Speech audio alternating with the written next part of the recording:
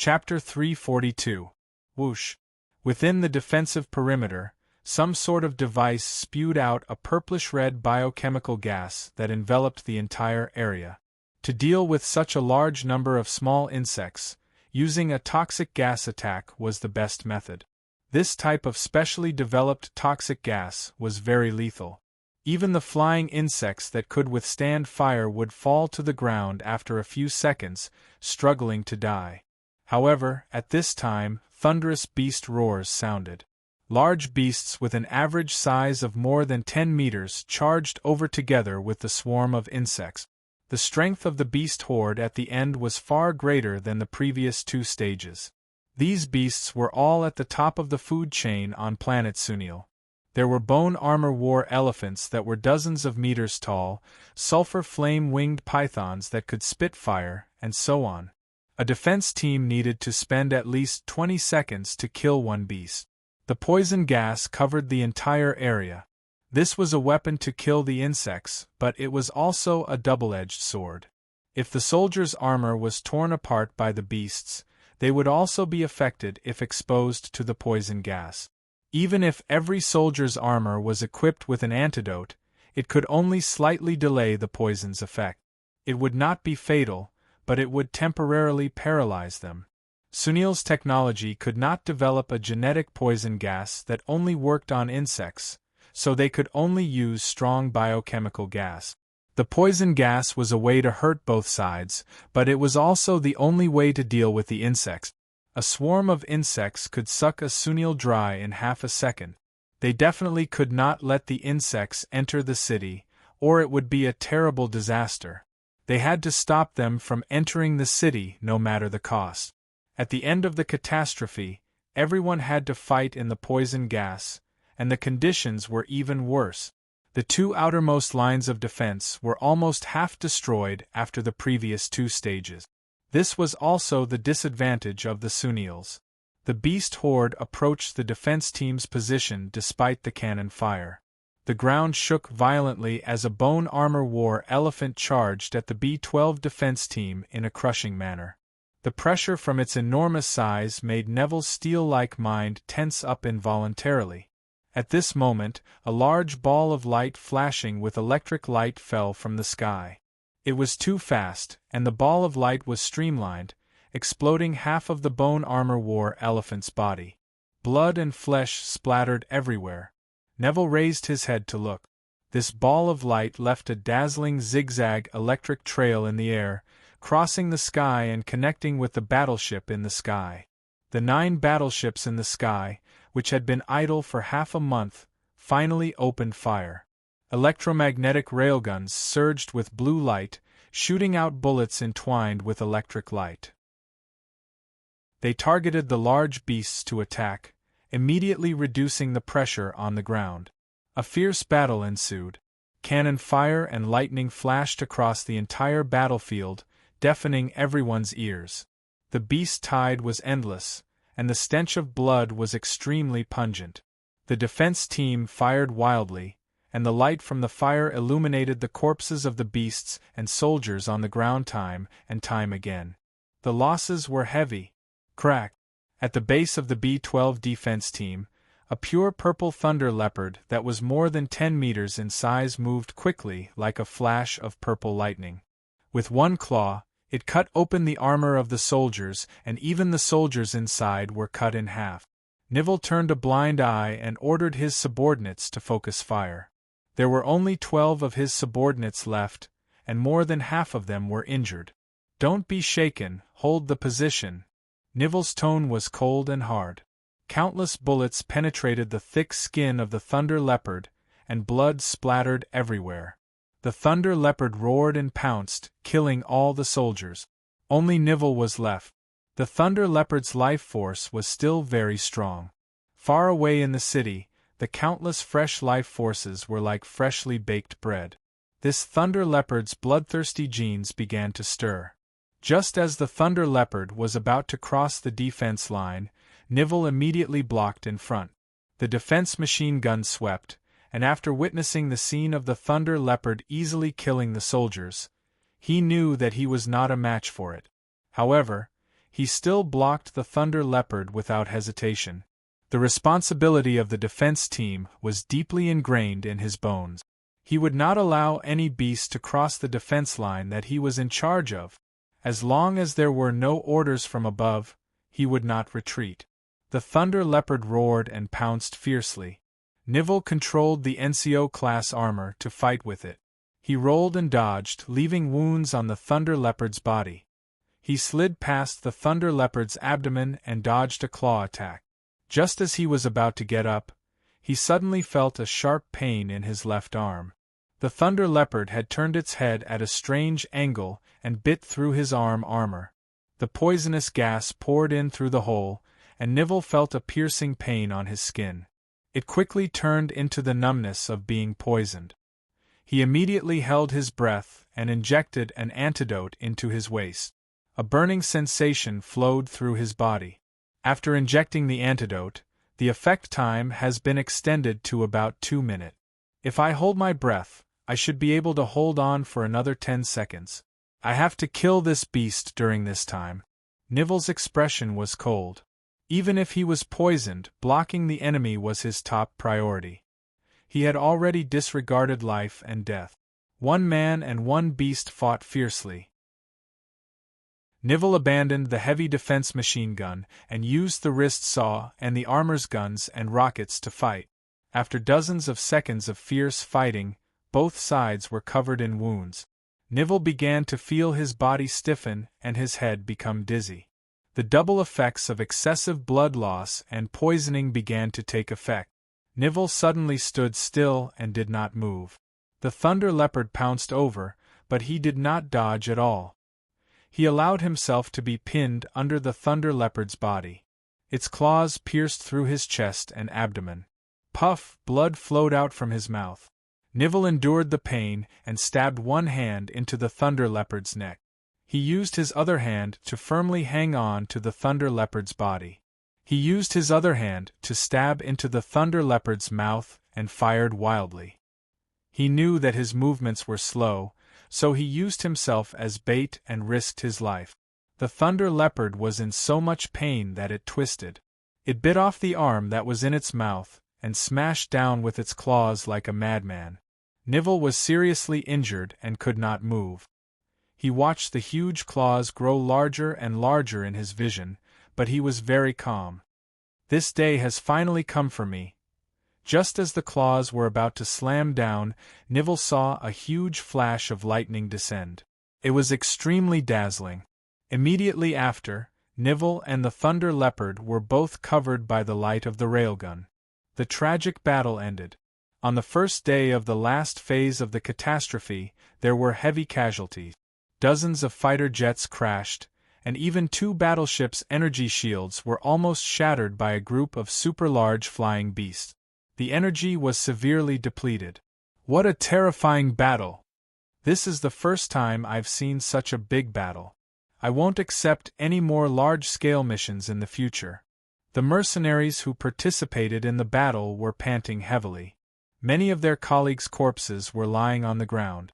Han Shao started to repair the armor one by one. He did not need to directly participate in the battle. In such a dangerous situation, he did not have the confidence to come out unscathed. He did not want to take the risk of coming out unscathed. He was here to earn a commission and help out with his ability. He would not risk his life for other forces just for a little bit of money. During this rare empty period, another batch of wild troops returned. All the players were back, and everyone looked very relaxed. It was as if they were not on a dangerous mission but on a field trip. Moving around in a dangerous area was not a psychological burden to the players at all. After all, they would revive. Although there was a limit to the number of times they could revive, this group of people were mostly professional players, so they naturally knew how to control the number of times they died. Now that they were all at the max level, losing a little experience was nothing. After all, they could make up for it with the mission rewards. Furthermore, earning universal currency was more useful. On this side, Black Star's group gathered, and the surrounding mercenaries immediately noticed them. After sizing them up, shock appeared on their faces. "Those people don't seem to be missing. What, all of them are alive?" The mercenaries were shocked and very curious. They hurriedly asked the other wild team members and got the answer that this group of people could revive. Their faces instantly turned into envy and fear. In the universe, undying supers were the most difficult enemies to deal with. No one dared to underestimate them.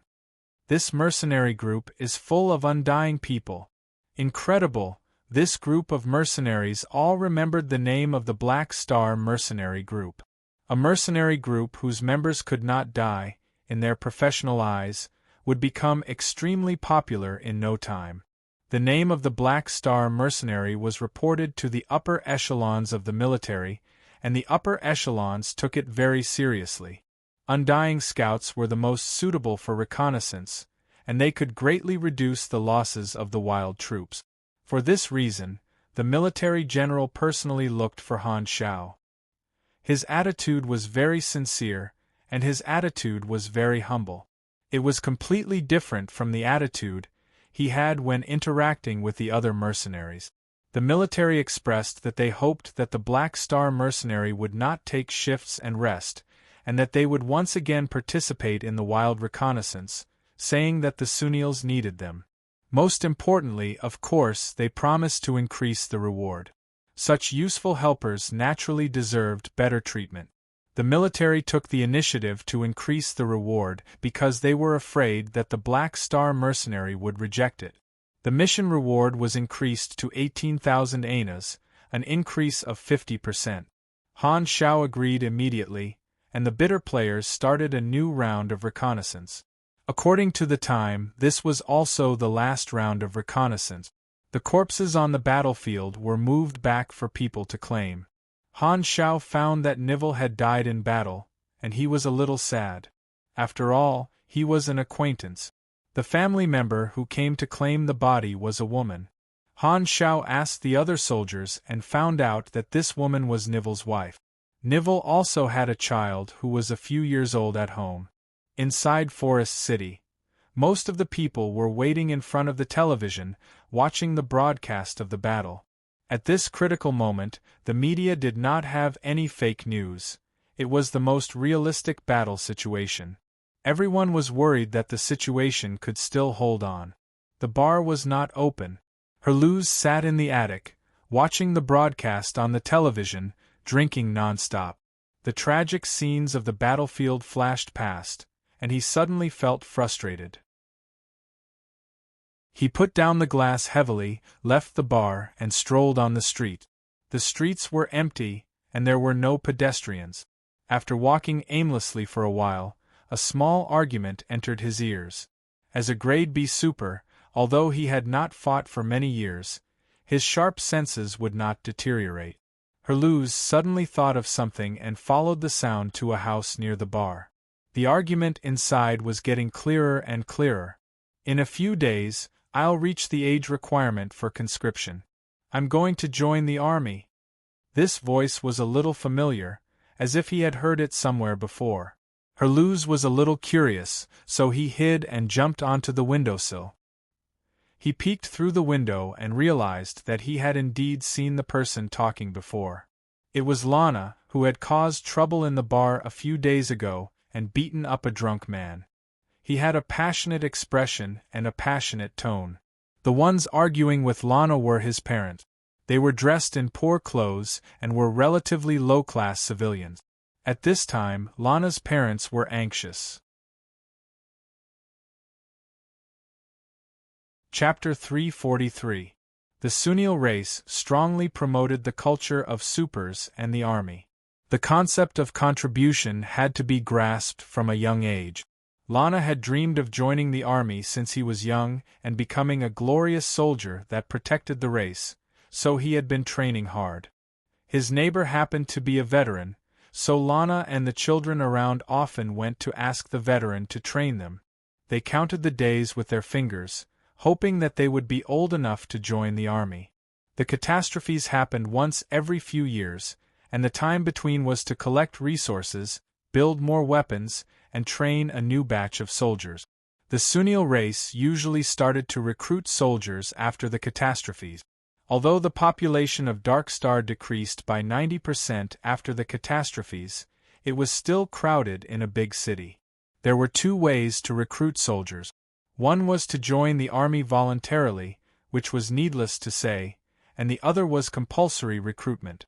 The targets were prisoners and families with many children. Furthermore, all the young people of the right age had to be forced to serve for a period of time and undergo basic soldier training.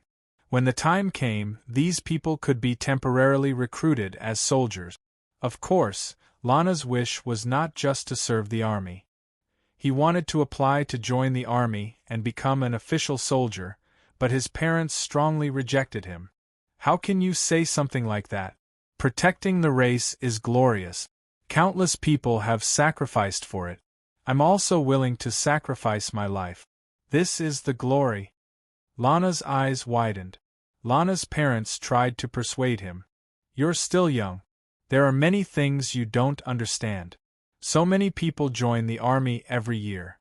It won't be a big deal if you're not there. No, this is shameful. My dream is to protect the race. Lana's tone was passionate. Then, have you ever thought about us? Lana's mother sobbed. You used to go to Mr. Nivell next door for training, but he died in battle yesterday. His body was moved back, broken into many pieces. You didn't see that scene. His wife cried until she fainted a few times. Only a widow and an orphan are left at home. They can only rely on pension money to survive. But she still has a child who's a few years old to raise. We're already old, and you're our only child. If you die, what should we do? How are we going to live? Lana was speechless. With a conflicted expression, he mumbled, This is not right. Lana, be it the supers, the army, or Mr. Nivell, they're all great people, but we're just normal civilians.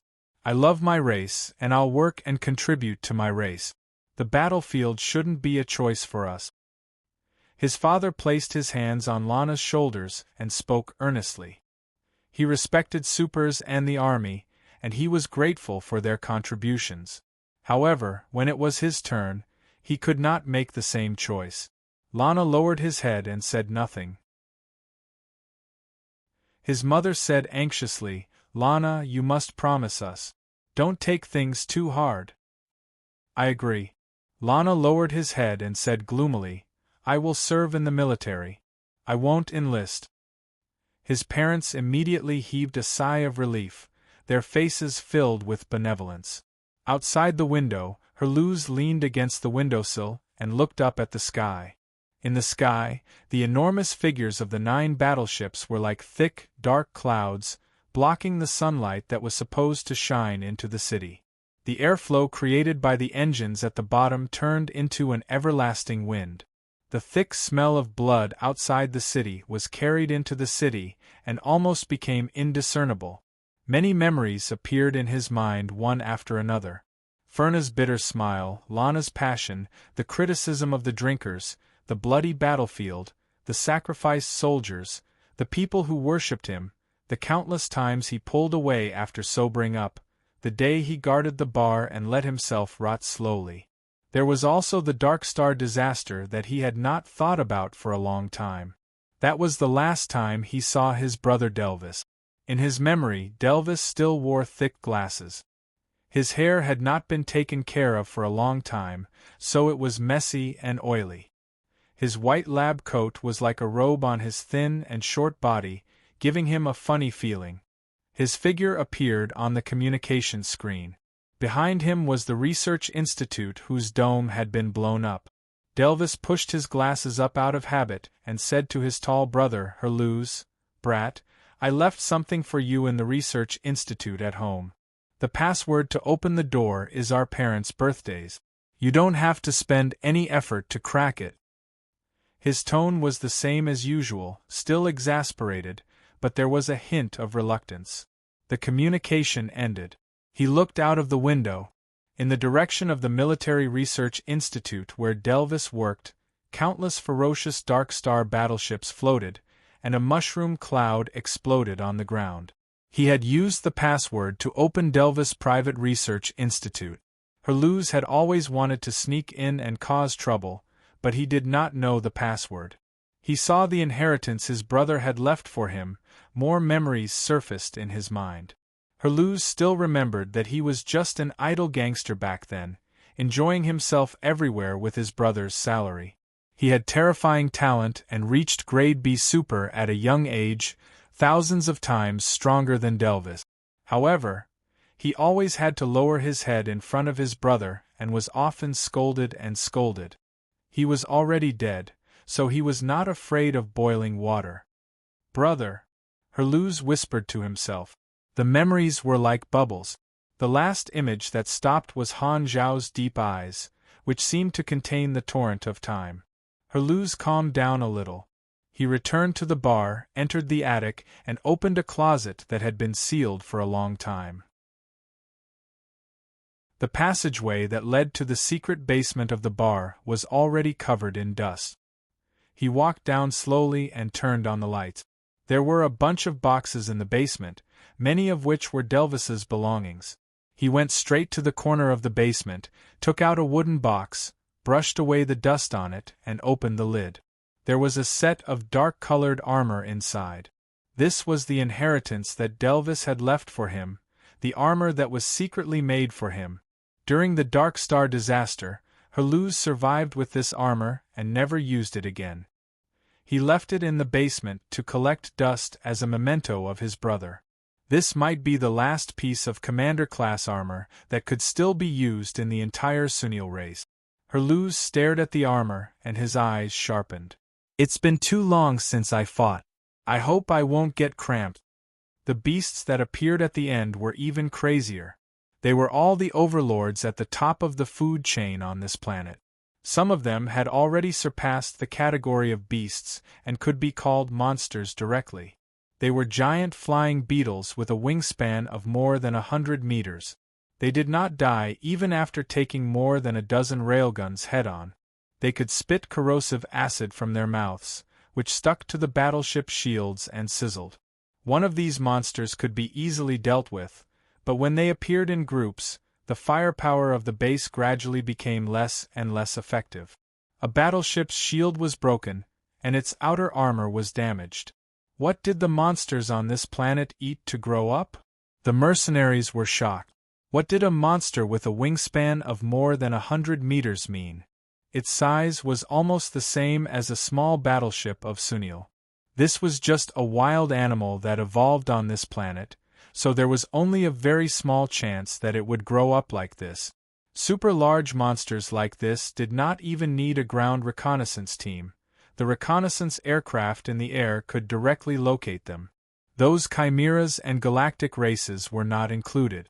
The missiles continued to bombard the air, and the deafening sound was deafening. Suddenly, the alarm in the defense circle went off, and an emergency broadcast sounded. "Prepare for impact! Prepare for impact!" Mountain beast detected approaching, estimated to arrive in 14 minutes. "All warriors, get ready. High-energy concentrated particle cannon, start charging."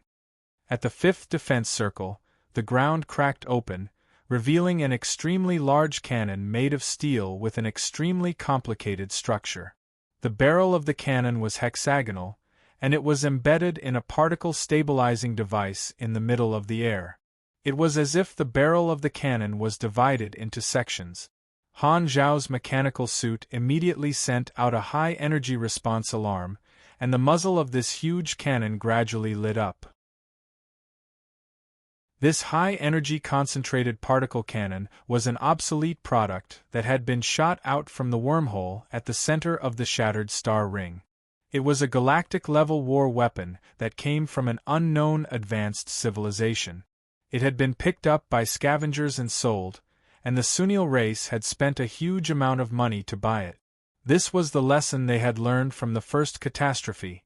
They had to have a trump card to deal with powerful beasts. Although it was an obsolete product, it had still cost the Sunil race a huge amount of money.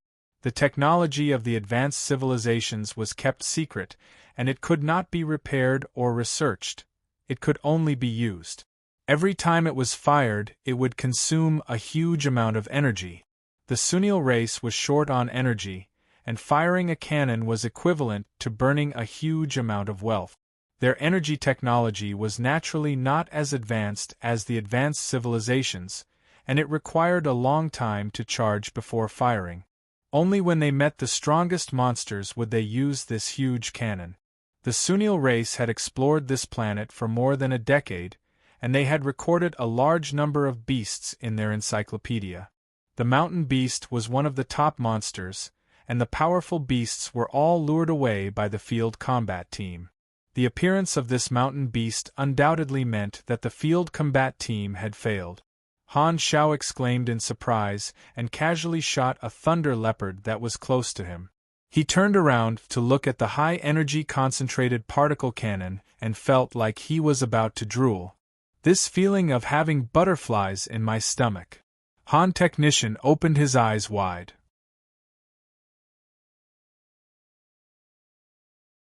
Chapter 344.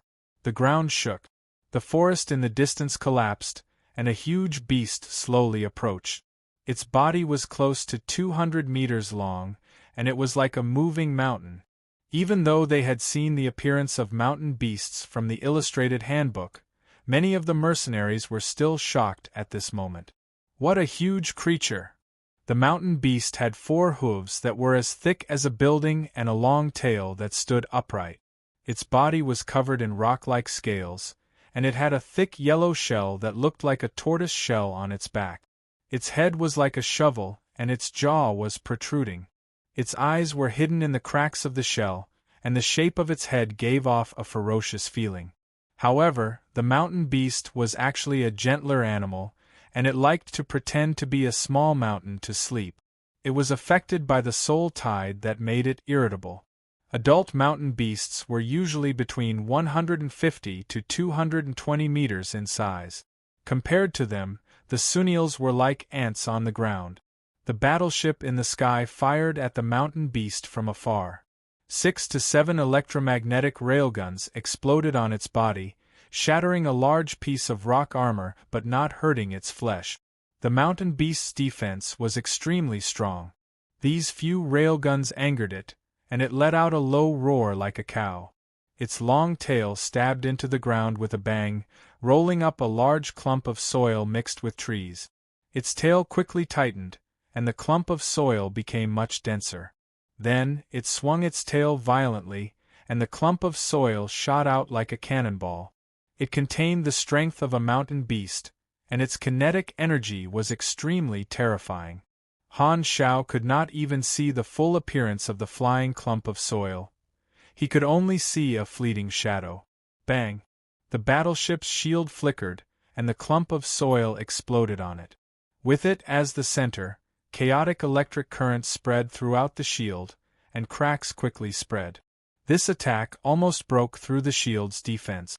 The battleship urgently increased its energy output, and the shield returned to its original state. The attack did not work, so the mountain beast roared and rolled up another clump of soil. It could still use hundreds or thousands of attacks like this, but the battleship's energy was limited. High-energy concentrated particle cannon charged. Target has entered shooting range. Countdown. 5, 4, 3, 2, 1. Fire. A dazzling milky white beam of light shot out. It was at least 4 meters in diameter and crossed a few thousand meters in the blink of an eye. It easily penetrated the mountain beast's shell and shot into its abdomen, causing a chain explosion inside its body. Boom! The sound of the explosion was like an earthquake. A thick and solid beast's hoof was blasted away, and the front half of the mountain beast's body was blasted open. Blood flowed like a waterfall from the wound, and a miserable howl shook the heavens as it fell to the ground. The high-energy concentrated particle cannon was a weapon used by the battleships of a super-high civilization. Being able to heavily injure a 100-meter-long giant beast with just one shot was the trump card of the Sunil race. This scene energized the soldiers. They suppressed their fatigue and fought against the beast. What a terrifying weapon! Han Zhao's eyes lit up as he suppressed the desire in his heart. This was a weapon that could only be grasped at a later stage, and with his current level of knowledge, he was unable to learn it. Only by continuing to grow would he have the opportunity to create such a powerful weapon. The particle cannon did not retract. Instead, it began to recharge. At this moment, the broadcast rang out once again. Not only was this mountain beast approaching, there were also two other powerful monsters approaching. Very soon, they appeared within their line of sight. One was a flying monster that looked like a dragon, a lava lizard. Its wingspan was 100 meters, and its scales were ferocious. This thing was much harder to deal with than the acid-flying beetles of the same size. Not only was its shell tough, but it could also spit out lava. It lived in a volcanic environment. The other was a land creature, a king hunter. It looked like a tiger or a leopard, and its body was covered in armor-like scales. Its body was only about 30 meters long, but it was even more dangerous than the mountain beast. It was agile, and its movements were as fast as lightning. Therefore, it was difficult to lock onto it, unlike the mountain beasts, which were easy targets. It could easily break through one line of defense after another, and its sharp claws could easily tear through metal. It was the biggest threat to the ground troop. The name King Hunter came from its dominance in the forest. It was the undisputed ruler of the forest on this planet. Every time it appeared, it meant that the Sunil race had to pay a heavy price to deal with it. The most dangerous time was when a king hunter almost broke through the defense circle and charged into the city. The situation took a turn for the worse. The lava lizard swooped down at high speed, and the king hunter ran as fast as lightning. There were strong enemies approaching from both the sky and the ground, and there was even an injured mountain beast that kept throwing rocks. The particle cannon slowly finished charging. It aimed at the lava lizard in the sky and fired, directly breaking one of the lava lizard's wings. This monster spun and landed on the ground with a loud thud. The enemies that could fly had to be dealt with first. The king hunters on the ground could only be delayed by manpower, waiting for the particle cannon to recharge. The army mobilized the troops in front of the king hunter. There were more than 1,000 people, but this number was not necessarily enough. Endless bullets rained down, but they were all deflected by the scales of the king hunter. Sparks flew everywhere. The king hunter was getting faster and faster, and no attack could stop its momentum. Everyone could foresee the outcome if it crashed into the steel defense line at this speed. A bloody path would be plowed through the defense team, and they would lose at least 2 teams. None of the soldiers wavered. They obeyed the orders without hesitation. Just as the two sides were about to collide, boom! Dust suddenly flew up, and the seemingly unstoppable king hunter beast actually stopped. It opened its bloody mouth wide and bit on a long gray metal cube that looked like a ruler. An armored warrior was holding onto the cube, and both sides were competing with each other in terms of strength. They were evenly matched. It was this armored warrior that blocked the king hunter, leaving only a majestic back view for all the soldiers. Everyone opened their eyes wide, wanting to see who this intruder was. However, he was wearing a helmet, so they could not see his face at all. This armor was a little shabby, like a tight suit with a few pieces of armor embedded in it. The color was dark. Seeing this, Han Zhao's lips curled up slightly. The intruder was her Luz. "You really came." Han Technician smiled. "Let me see if you're strong enough at this time." The king hunter seemed to have sensed danger. It dodged to the side and roamed vigilantly. The defense team was about to surround it when her Luz suddenly said, "Leave this beast to me. You guys go somewhere else." "Leave it to you? Who are you? What if you fail?" The troops naturally did not dare to trust him so easily. However, before they could continue to move, they saw a strong pugilist flame burst out of this armored warrior's body. Then, a change that shocked all the Sunils happened. The shabby combat suit on her Luz suddenly changed shape. A few compressed pieces of armor opened up and turned into countless precise structures and armor. As the light flashed, the tight suit quickly turned into a set of extremely precise silver-blue armor, like a set of gorgeous ancient knight armor. A piece of pure white soft metal appeared on each of his shoulders and hung behind him like a cape. Even with Han technicians' extremely picky aesthetic, this design was very cool. Energy surrounded the armor on his body. Herluz swung the rectangular piece in his hand, which expanded and turned into a mechanical battleship cutting blade that was almost 10 meters long in the blink of an eye. All the Sunils were shocked. The name that was buried in their memories suddenly appeared. Countless soldiers opened their eyes wide and exclaimed in shock. This performance is Commander-class armor? The legendary race's strongest armor that has been lost. All the soldiers were shocked. Their minds went blank. The Commander-class armor was an unattainable legend to the current Sunils, and the legend had truly appeared today. Herluz twisted his neck. Strong pugilist energy flowed throughout his body, and his dormant battle genes slowly awakened. This custom-made armor was working well, and it was in excellent condition. He chuckled. I've almost forgotten this feeling. This feeling is not bad. With a roar, Herluz waved the 10-meter-long battleship cutting blade and pounced forward. He was as fast as a phantom, and the thick blade flashed like a fountain. Swoosh! The blade slashed out a silver wave, creating a trench that was dozens of meters long. The king hunter dodged it by a hair's breadth. A bloody wound appeared on its slender body, and the wound quickly expanded. Blood spurted out. The roles of hunter and prey switched instantly. NT.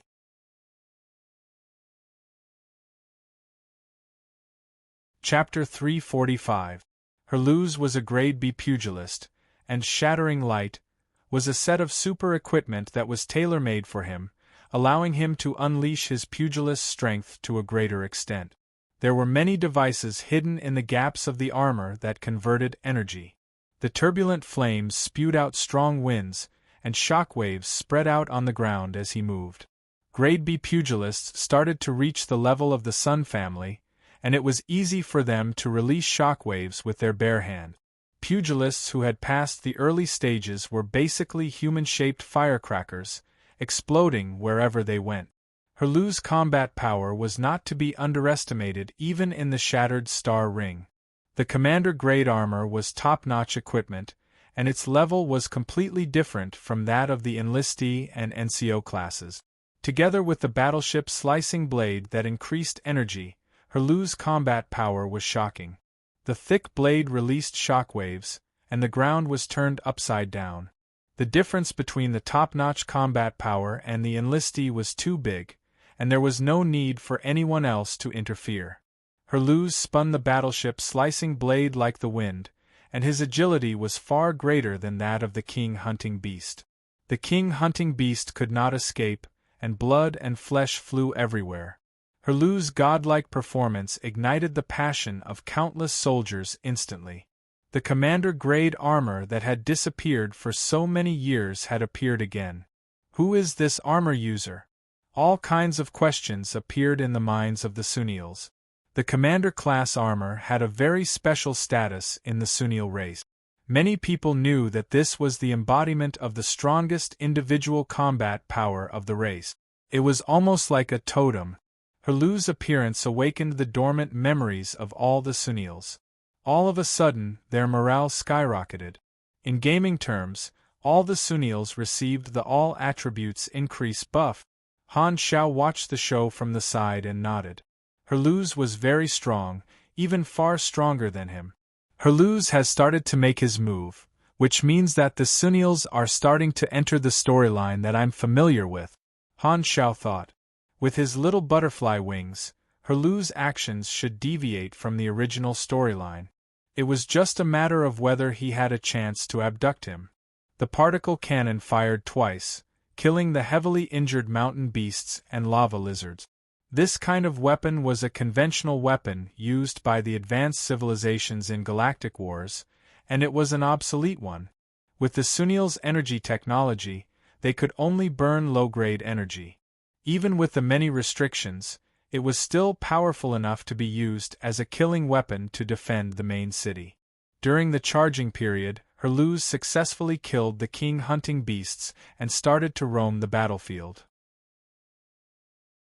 With his armor and energy protection, he was not afraid of being surrounded by the beast horde. He swung his battleship's slicing blade and was unparalleled in the beast horde. Herluz alone could not stop the entire beast tide, but his role was undeniable. The soldiers in this area were able to catch a breather. In Blue Star, a Grade C super could fight an army head-on, and Herluz's grade was one level higher. Even if the beasts at the end of the catastrophe were very strong, he could still handle them with ease, especially since he was a pugilist. Individuals with extraordinary powers were more agile, like Sharp Blade. At the same technological level, the difference between high-end combat forces and war troops was only in terms of quality and quantity. A powerful individual could become an army by himself. Herluz jumped and moved, becoming the focus of the battlefield. Looking at his figure, the soldiers felt like they were filled with energy. The situation gradually stabilized. This wave of beast horde ended without any danger. Just as the military was excitedly wanting to contact this mysterious person, Herluz's body flashed, ran into the forest, and disappeared. It was obvious that he did not want to expose his identity. Herluz was conflicted. Contacting the military meant that his peaceful life in the past would no longer exist. He would have to walk the same path as Furnaz and the others, becoming the guardian of the race. Although it was his choice whether to do so or not, Herluz felt that he would definitely not be able to stay out of it by then. Furthermore, the upper echelons would definitely ask him to hand over the commander-class armor for the race to study. Herluz saw it as Delphi's precious legacy, so he was conflicted. Although he stood out to protect the race, and the sense of responsibility that had been sleeping in him slowly woke up, a strong person would not change their personality overnight. In the last few days, Herluz was conflicted about what to do while showing up to help. The military had been investigating his identity, but every time a battle ended, he would leave quickly and remain mysterious. A few days later, the whispers in everyone's mind suddenly disappeared, and the tide ended. The beast horde that was still attacking suddenly paused. Countless beasts woke up from their killing instincts, stopped running, looked around in confusion, and then scattered in all directions. The beast horde then disappeared. The catastrophe is finally gone. Han Shao exhaled. The soldiers lay down exhausted, unable to move. Their bodies had reached their limit. The surviving warriors were too tired. The logistics team cleaned up the battlefield, dragged the sleeping soldiers out of the armor, and moved them to the infirmary one by one. The army was resting. Seeing the battle situation on the broadcast, countless people in the city cheered. Every time a catastrophe ended, it was like surviving a disaster. According to tradition, there would be a celebration a few days later to thank the army for their contributions and mourn the martyrs who had passed away. This kind of ritualistic celebration was good for building the cohesion of the race, relaxing the tense nerves, making people laugh, shed some tears, and get rid of some negative emotions. Once again, they would feel that there was still hope in life. However, this time was different. An hour after the catastrophe ended, Furnaz's face appeared on all the televisions in the street. "My people, I'm Furnaz. I believe many of you know me. I would like to make a statement. From today onwards, I represent 40% of the supers, the guardians you all call, to announce that we are leaving the Sunil race and will never return," Furnaz said calmly. His words were very firm, indicating that they had done their best and were now going to pursue freedom, no longer working for the race. The Sunils felt like they had been hit by a freezing rain. The joy and enthusiasm of surviving the catastrophe were all frozen. They were all stunned. What's going on? Why so sudden? The upper echelons of the military were shocked. They did not know about this at all. Far away in the forest, Herluz saw Ferna's declaration through the built-in terminal of the armor. He could not believe it and mumbled, "Why didn't they leave quietly? This way, the people will." As soon as the declaration came out, the entire Sunil race was shocked. Their minds were in chaos and confusion. They did not know the reason, only that the guardian they had always relied on was going to abandon them. Why? Therefore, no one was silent. Collapse, disillusionment, despair. Cries, screams, roars. This was the collapse of their beliefs. Even the minority who were dissatisfied with the supers felt endless panic when they saw this. The entire race was shocked. Furnas appeared with the supers who had decided to leave. They walked out, and the Sunil soldiers looked at them in disbelief, but they could not help but make a path for them. This time, another group of people, including Lurden, came up to them in shock and anger. The Sunil supers were divided into two groups. One group announced that they were leaving the race, and the other group was shocked and angry. The two sides stood far away, facing each other. The mercenaries who were waiting for the final payment all looked like they were waiting for a good show. Han Shao leaned against a tank and looked at this scene from the side. He narrowed his eyes and thought to himself, "It's starting." He had only heard about the split of the Sunil supers from rumors, but this time, he could see the real thing with his own eyes. The two sides were called the Independence faction led by Furnas, and the Guardian faction that protected the race. "Why are you doing this?" A person from the Guardian faction was furious. Furnas glanced at him coldly and said, "I've already said it very clearly. Don't show such an expression. I know you guys have thought this way for a long time. After so many years, how many brothers have been sacrificed? How many brothers have been disabled because of this? We've already done our best." The expressions of the people from the Guardian faction changed slightly. Indeed, most people had similar thoughts before. Not many people could remain firm and unwavering. Furthermore, they had been in the colorful galaxy for a long time and had seen the temptation of the colorful world. Some people got rid of the desire to grow stronger, and some people let it take root. But, Lurden clenched his teeth. "If you want to leave, you can leave quietly. Why do you have to make such a big fuss? Why do you have to publicly announce the split? You're destroying the hope of the race." Furnas interrupted Lurden and said coldly, "So what?" The people from the Guardian faction were shocked. They felt that the once firm and reliable Furnas had become a complete stranger. The two sides were in a stalemate, and the surrounding Sunil soldiers gradually surrounded them. Further away, the mercenaries all took out their snacks and watched this battle without blinking. Their faces were filled with excitement, as if they wanted to see the world burn. Han Shao casually grabbed a weird cigar-like cigarette from a dwarf mercenary. He took a puff, shrugged, and said, "See? This is the result of a long-distance relationship." Brilliant. The people around them who were watching the show laughed out loud. The mercenaries were a group of very cold and unsympathetic people. Han Shao was very open-minded. The split of the Sunil race was destined to happen. It was the beginning of the end of the Sunil civilization and Herluz's part. He was just a spectator now. Only when Sunil split and became chaotic would he have the chance to be a third party. All he had to do was wait for everything to develop naturally. Furthermore, with his intervention, the split might not be the source of the tragedy like in the original plot, but a new beginning. He could also benefit from it. This was a win-win situation.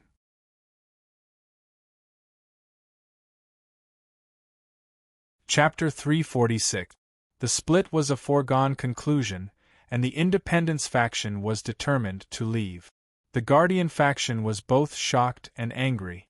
Everyone was supposed to protect the race together, but now, someone had betrayed them and even dealt a heavy blow to the things that they had once protected before they left. The Guardian faction could not help but be agitated and question loudly. "You're also a Sunil. How can you abandon your own race in such a time of danger?" Furnas was expressionless. "My race, my appearance, my life form, These factors that were determined at birth cannot decide my thoughts and stand. I've sacrificed my abilities, and now I want a new life." The people of the Guardian faction still wanted to question, but seeing that the people of the Independence faction were calm and did not feel guilty at all, the Guardian faction suddenly could not bring themselves to criticize them. These people opposite them were all brothers who had once fought side by side, and everyone had given their blood and sweat. They were not enemies but comrades who had parted ways, so they did not have much of a right to criticize the Independence faction. They could only say that everyone had their own ambitions. Furness pushed away the people blocking the way, and the people of the Independence faction left. The Sunil soldiers and the Guardian faction watched them leave in silence. At this time, every Sunil seemed to have seen a gloomy future. Sobbing sounds could be heard. The iron-blooded soldiers who did not fear death in battle were now crying continuously. This was the collapse of the mental support in their hearts. All these years, the supers who protected the race had been shaped into the mental totem of the Sunil, the driving force of resistance. The soldiers were not afraid of death, but they were heartbroken by the split today. Sometimes, the collapse of the mental support is even more of a blow to a whole than an external disaster. Han Xiao shook his head. The Sunil in distress was like a resilient, disabled person.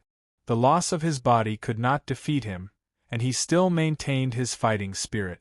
His thoughts were sound, but when his mental beliefs also collapsed, he became mentally disabled and lost his driving force.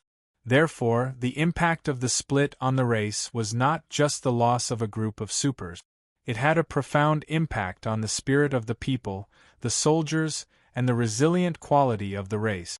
Haluza's position as the main character was to weaken Furness and the other former heroes of the tribe after the split.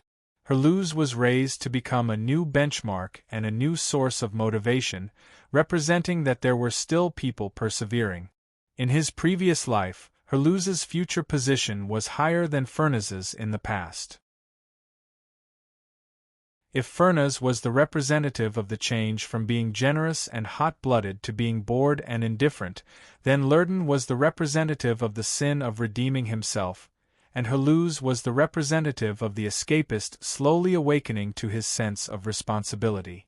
After Sunil's fall, the mindset of the race kept changing, from hot-bloodedness to indifference, and from indifference, they found a belief to persevere. The belief collapsed in the split, and Haluz's appearance built a new belief in the ruins, giving the race a new quality. His experience and actions gave the confused race a reason to persevere, staggering forward in pain and hardship. The conflict in his heart was a microcosm of the entire race. Haluz was not like Bennett, who was far away in Blue Star building a sanctuary. He had already established a firm belief, and Haluz was a growing main character. Thinking about the direction of events in his previous life, Han Technician was a little emotional. Unfortunately, water can float a boat, but it can also sink a boat. When Haluz died in battle, the Sunils gave up struggling and went into the arms of Godora. The people of the Independence faction left the defense circle and entered the forest. They planned to find a place to contact the Galactic Travel Agency and never come back. Suddenly, a figure appeared in front of them. It was that mysterious armored warrior. Furness and the others stopped. Haluz took off his helmet and said with a complicated expression, "Why? You came to me before you left because you wanted me to protect the race for you, but what you're doing now is destroying the will of the race." Furness looked at him coldly, shook his head, and said, "If I don't leave, how are you going to replace me?" Haluz's eyes were slightly angry. "Just because of such a stupid reason? Actually, I hate you a lot. You have so much power, but you're just hiding at the back like a rice worm. You have no right to tell me what to do." Furness's face was cold. "Now, you've already shown your strength and exposed your armor. The race will definitely do their best to search for you. You can't go back anymore." Haluz was shocked. "You're plotting against me, that's why. Don't overestimate yourself." Furness's eyes narrowed and he said coldly, Everyone has been through so much. Why would we change our minds because of a minority like you? We left to pursue our own goals, just like those brothers who continued to persevere. Even if our division caused negative effects and made them be criticized by a small number of people, it wouldn't shake their stupid determination to protect the race. I still say the same thing. Only living is important. I want the entire race to no longer have the luxury of persevering. This meaningless struggle doesn't need to continue. Just accept Ghidorah's aid obediently. That way, no one will have to bleed anymore, no need to fight anymore. All Sunils can have a stable life. This path is the true way to protect the race. Herluz opened his mouth, and Han Zhao's face appeared in his mind again. He had once told Furnaz about the future of the race after they accepted military aid, but Furnaz insisted on his view and did not waver. He felt that this was a wrong prediction. The people from the Independence faction left. Herluz hesitated for a long time before he gradually made up his mind. He left the forest and walked toward the defense circle. The army was still in shock from the division. When they saw this mysterious armored warrior appear, they were stunned for a while before they remembered the order from their superiors. They hurriedly collected their emotions, suppressed the confusion in their hearts, and surrounded him with military orders. In front of countless soldiers, Herluz slowly took off his helmet, glanced at the exhausted soldiers, took a deep breath, and slowly said, "My name is Herluz." To the entire Sunil race, this catastrophe had gone through many twists and turns. After the war, the Guardians had split, but the legendary Commander-class armor had appeared again, and a hidden Grade B super called Herluz had stood out to surround the race. For the next few days, the media had greatly exaggerated Herluz's experience, creating him as a hero who had stood out in a time of crisis. They reported that the Research Institute would invest a huge amount of money after they obtained the Commander-class armor, and that one day the race would be able to obtain the technology for the Commander-class armor again. They used Herluz and the future plan to dilute the impact of the division. Under the concerted efforts of the military and the leadership, Herluz's name was known by everyone, and he gradually became a new role model for the race. Sunil dismissed the mercenary group, and the mercenaries left one after another. During this period of fighting side by side, Han Xiao had gotten to know many of his peers, and they had a lot of fun chatting. The other mercenaries had a deep impression of the Black Star mercenary, who had not suffered any injuries, and they all expressed their goodwill. Mercenaries liked to get to know their peers. They might have to fight side by side one day.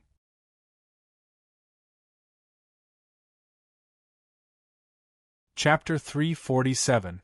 Through the battlefield maintenance, Han Xiao reverse-engineered a few new blueprints, including floating turrets, large-caliber defensive machine guns, and 3 types of soldier-level armor: assault, reconnaissance, and defense. As he expected, the NCO-class armor required heavy mechanical modification, and its progress was stuck. However, Han Technician was not the type to return empty-handed. He used his connections with the military and spent more than 2,000 anas to buy 3 different types of NCO-class armor. When he returned to Uberli Hub and learned heavy mechanical modification, he would be able to produce the blueprints and sell them to the players under him. He could easily earn back the cost of the armor. Everyone got 12,000 anas. Our market spending power has greatly increased. Han Xiaoxin was overjoyed. This kind of armor was very easy to sell. He only needed to invest some EXP to upgrade the blueprint. Furthermore, he had the bonus of machinery affinity, so the armor he produced was much better than the assembly line. After he sold it, he could even earn long-term repair fees. The commission he earned from accepting the mission was only about 1 class advancement knowledge, but through this group of players, his income could multiply many times. The Black Star mercenary group's credibility points had increased quite a bit, and they finally had their first battle employment resume.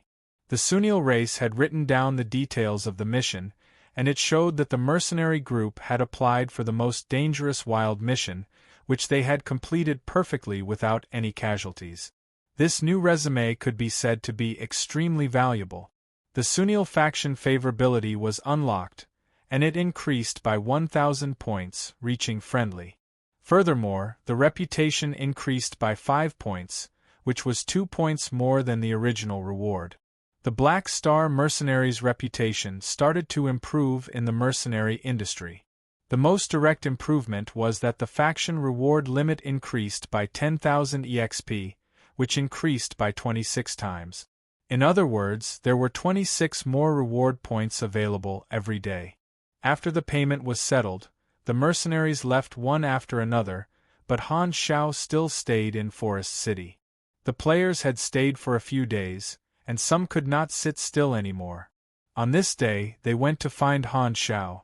Mad Blade was confused. "Black Phantom, you call me Black Star." Han Xiao knocked on Mad Blade's head. Mad Blade was helpless. "Black Star, when are we going back? Is there anything else you want to do here?" Waiting for someone. The players thought that after the catastrophe was over, the mission would come to an end. However, in Han Xiao's eyes, it was just the beginning. One day later, the Sunil military sent someone to inform Han Xiao that Herluz wished to meet with him. Han Xiao narrowed his eyes and smiled. "He's finally here." He followed the soldier to a base facility and walked into a private room. Herluz stood up from the chair, waved his hand, and asked the soldier to leave.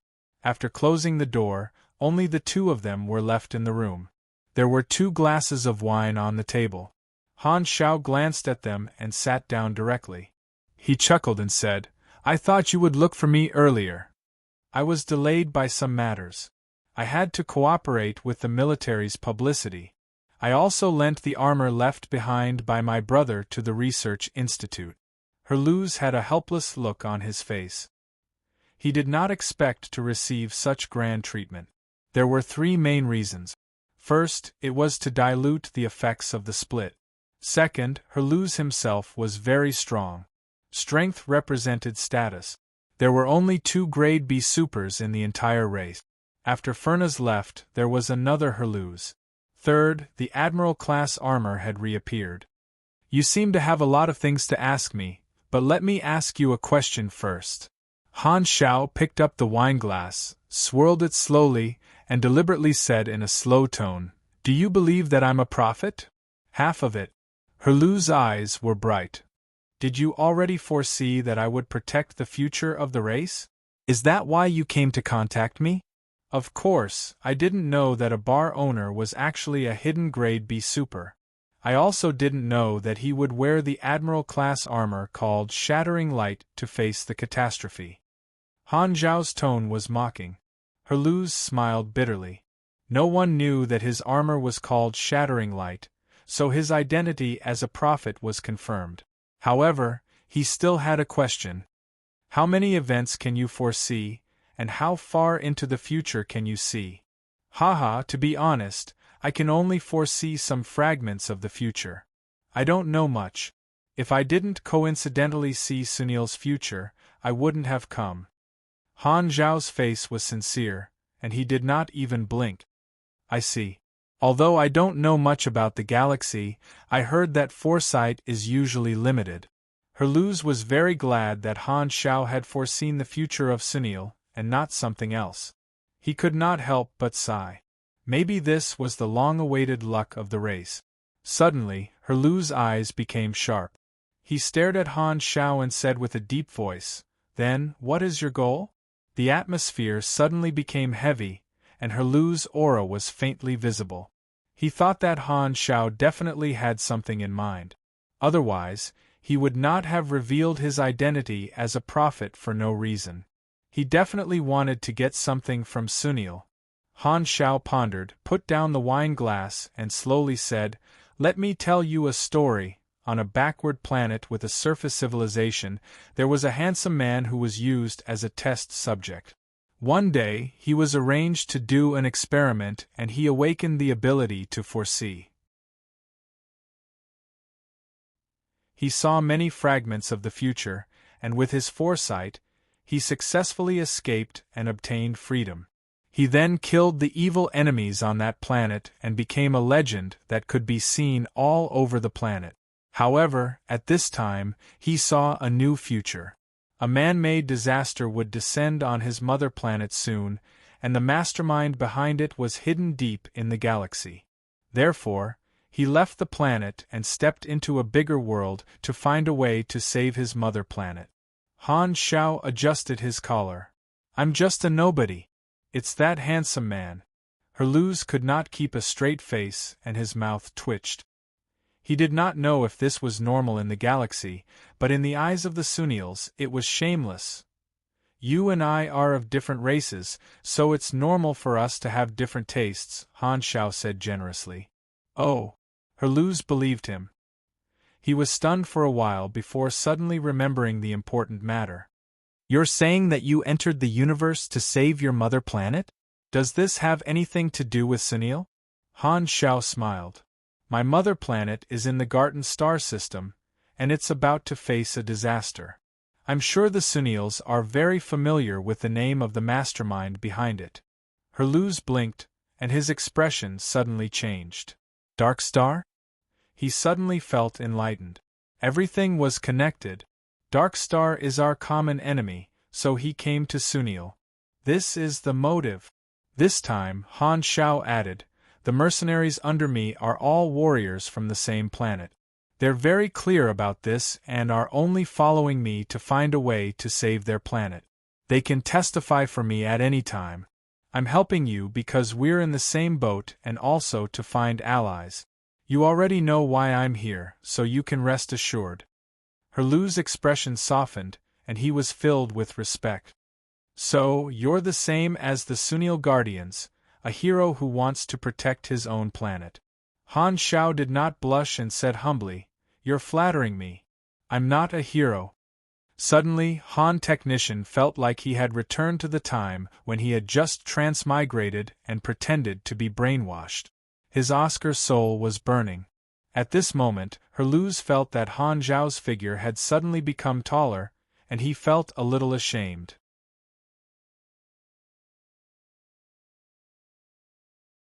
Chapter 348. After understanding Han Xiao's motive, Herluz's expression softened. He paused and asked the question that he had always been curious about. "What's my future like?" "You." Han Xiao picked his ear, smacked his lips and said, "Sacrificing yourself to fight the catastrophe, dying a horrible death." How horrible?" Herluz's expression froze. Han Xiao picked up the wine glass, squeezed it tightly, and crushed it into pieces. He shrugged and said, "Something like that." Herluz was skeptical. "Although I'm not one of those grade A supers, the beasts on this planet are not strong enough to kill me. In the fragment I saw, Forest City was breached by the beast horde. You defended the gap, fought a bloody battle, and used up all your energy. You were torn apart by the beast horde." Herluz was surprised. He knew himself too well. Protecting the race was his responsibility, but he definitely did not have the belief to fight a bloody battle without retreating. If he encountered a fatal danger, he would run away immediately. How could he become so tenacious? How long later was that? Han Xiao shrugged. "Do you think I'm the spirit sage worshipped by the Arcane Church? I'm just a normal foreseer, not omniscient." He knew that he should not act too far ahead when playing the role of a foreseer.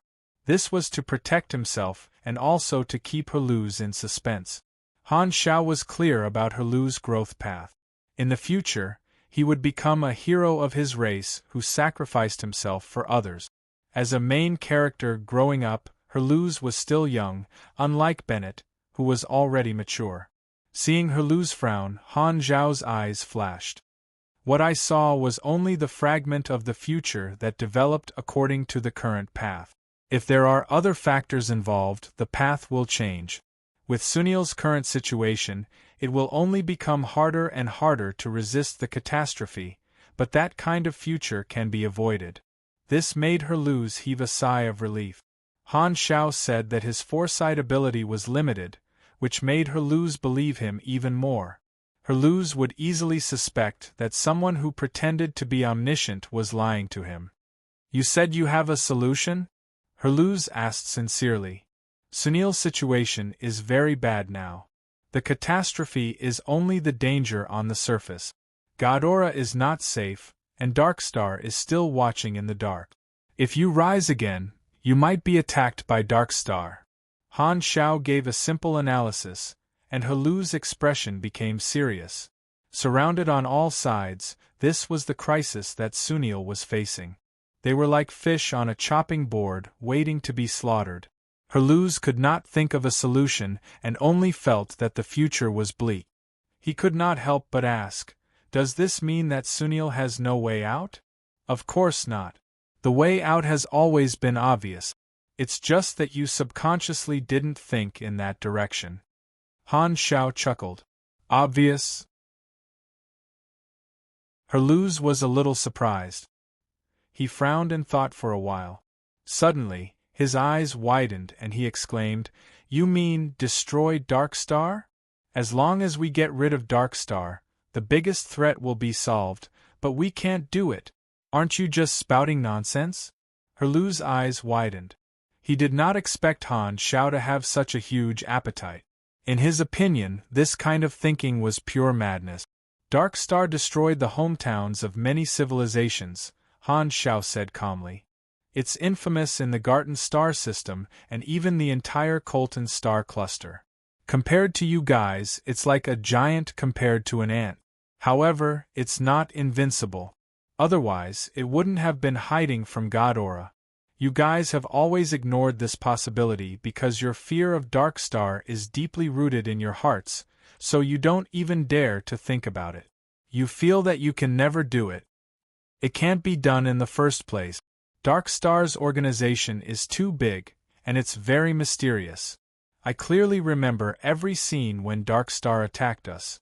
Countless battleships covering the sky, countless laser beams, the shattering of the planet's crust, and the eruption of lava. Han Xiao interrupted him, shook his head, and said, Darkstar also has many enemies, and potential allies are everywhere. Other than this path, you guys can only rely on Ghidorah. If you're willing to give up, you won't be fighting against the catastrophe. I didn't say that we should deal with Darkstar now. This is just the final goal. Before that, we can only accumulate our strength and keep a low profile. You're really daring. Herluz shook his head. The hope is too slim. I don't think this is a good idea. Han Xiao smiled. He did not plan to use this kind of general direction to move Herluz. He just threw out a big goal to expand Herluz's horizons. Therefore, he changed the topic and said, Let's put Darkstar aside for now. Regardless of whether we can rise in the future, we have to at least solve the current problem first. Sunil's biggest problem now is exploring this planet and solving the catastrophe. Regarding this, I have a very practical solution. Herluz was energized. Darkstar was too far away, but the catastrophe was a disaster that actually existed. He was more concerned about this, so he quickly asked, What solution do you have? I can bring a lot of supers. Herluz thought that he would hear some insights, but it turned out that Han Xiao's solution was similar to the Sunil mercenaries. The a lot that Han Xiao mentioned was at most a few thousand people. Herluz was instantly disappointed. He sighed and said, Supers alone are not enough. Not enough? Han Xiao smiled mysteriously. What if it's hundreds of thousands of supers? Hundreds of thousands? Herluz had a do you think I'm a 3-year-old expression on his face. How could a small mercenary from a surface civilization find so many helpers? Furthermore, they were supers that were 1 in 10,000. Could it be that my naivety has limited my imagination? I can bring a tide of people that is even scarier than the catastrophe. They are fearless of death and brave in battle. Not only the catastrophe, but they can also help you explore the planet and excavate the Prophecy Stone mine during normal times. All they need is a small reward. At this moment, Han Xiao revealed a smile that revealed his true intentions. This was his biggest goal for this trip. What he wanted was the NPC resources of the entire race. If the players were the seeds, these NPC organizations would be the soil. The Sunil race was just the beginning. Han Technician's plan was extremely long-term. In the later stage of version 2.0, under the guidance of a galactic organization, the Blue Star players started to enter the galaxy. Han Xiao wanted to replace that galactic organization and become the guide. The players had just entered the vast galaxy, and they knew nothing about it. It was the best time to trick them. If he gave them guidance similar to the beginner's village, he would be able to guide the players to their next activity area and gain the benefits of first impressions. Han Xiao wanted his faction to become the faction system that the players followed when they changed map. It would become a necessary part of the transition of the players' lives. If he succeeded, he would directly take in all the Blue Star players. He had already left a deep impression in the hearts of the Blue Star players. He had an innate advantage. In order to guide the players' lives in the galaxy, other than rewards, there was another thing that could not be avoided: NPC resources. Although the galaxy was vast, the players who had just come into contact with it needed time to transition. They needed a stable activity area to develop themselves, and it would be best if they could have one or more storylines to guide their actions. This was why Han Xiao wanted the NPC organizations. Not only did they have NPC resources, but they also had their own storylines. The Black Star Mercenary had many rewards, and with Pork Bun's video promotion, it was very attractive, but this was not enough. There was a limit to the faction rewards, and it was a hidden limit to the number of players. However, if he could reach an agreement with some organizations and guide the players to do missions and fight monsters, he could jump out of this limit and provide benefits through other NPCs.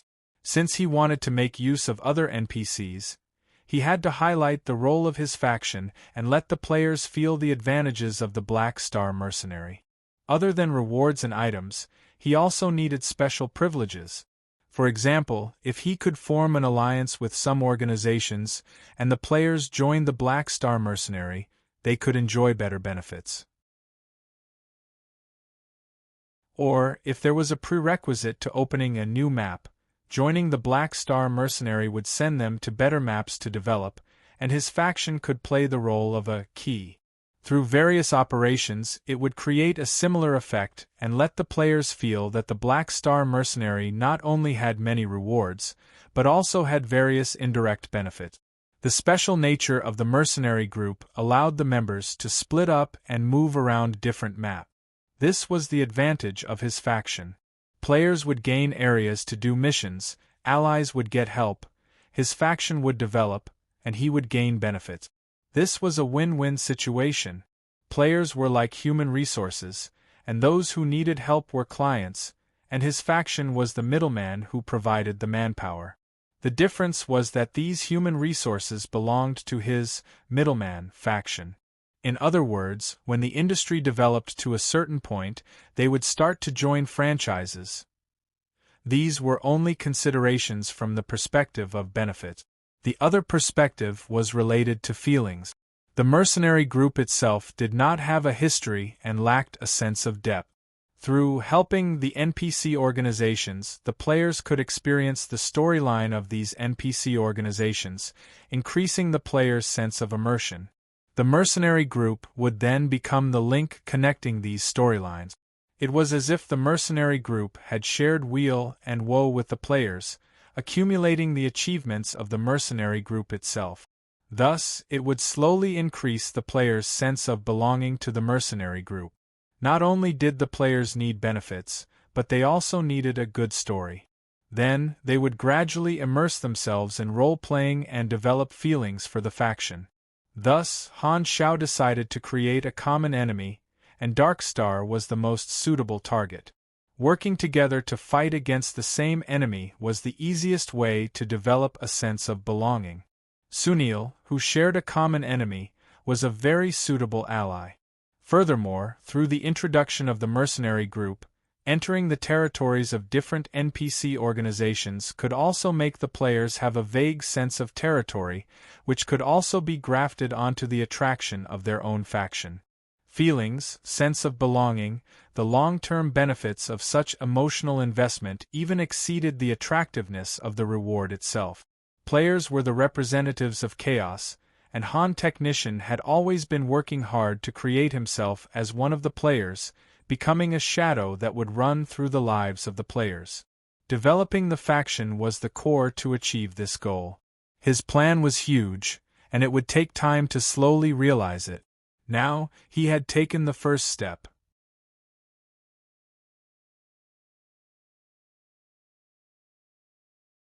Chapter 349. Herluz had a look of disbelief on his face. Just as he was about to say something, Han Shao spoke first. "Don't be so hasty. You didn't believe that I was a foreseer either. If you hadn't changed your mind, we wouldn't be meeting now. I don't need you to believe me immediately. Think about it carefully. Why would I lie to you? The Sunils didn't give me any benefit. Even if I'm lying, you have nothing to lose." Indeed. Herluz nodded in agreement. Even if Han Shao was bragging, the race was just maintaining the status quo. Herluz would rather believe that Han Shao was telling the truth. As long as there were reinforcements, the losses of the race fighting against the catastrophe would be greatly reduced, and they would be able to develop. Although there was the potential threat of the Dark Star, the Sunils were just small fries to the Dark Star. As long as they kept a low profile, they would be able to find opportunities to grow in this dangerous environment. With that in mind, Herluz said with a serious expression, "If you can really help the race get through this, the Sunils will be your strongest ally. I can't make the decision for the race, but I believe that the leaders will definitely do so. Please believe in the determination and quality of the Sunils." Of course, I've never doubted these 2 points. Han Shao flattered Herluz, making Herluz feel good both physically and mentally. "As for your attitude, I'll report it to the upper echelons immediately." Han Shao waved his hand and said, "I advise you not to say it first. A surprise is better than waiting in torment. Furthermore, with just your words, the upper echelons of your race might not believe that I'm a foreseer." Herluz was stunned for a moment before he said, "That's true. If I'm not wrong, you should be like the other supers, heading to the galaxy to be a mercenary." I've been in the race for too long. It's time for me to go out and contribute. I'll leave in 2 days." Herluz nodded. Although he was very strong, he had never explored the galaxy alone. Han Zhao's eyes sparkled, and he smiled. "Since we've reached an agreement, why don't you join my mercenary group and be my comrade?" At this moment, Han Technician felt like he was possessed by Luffy. If he were to add in the backlight, the sun's backlight, and an outstretched hand, coupled with a hot-blooded BGM, he felt that he could trigger the super-powerful recruitment success rate plus 100% buff. Join your Black Star mercenary. Herluz was tempted. He was going to be a mercenary anyway. Not only would there be more people working together, but he would also be able to interact with Han Shao for a long time, witness his actions, and verify if what he said was true. If Han Shao was sincere in helping the Sunils, he would have a chance to repay him. He would help Han Shao save his mother planet, and they could even discuss how to deal with Dark Star together.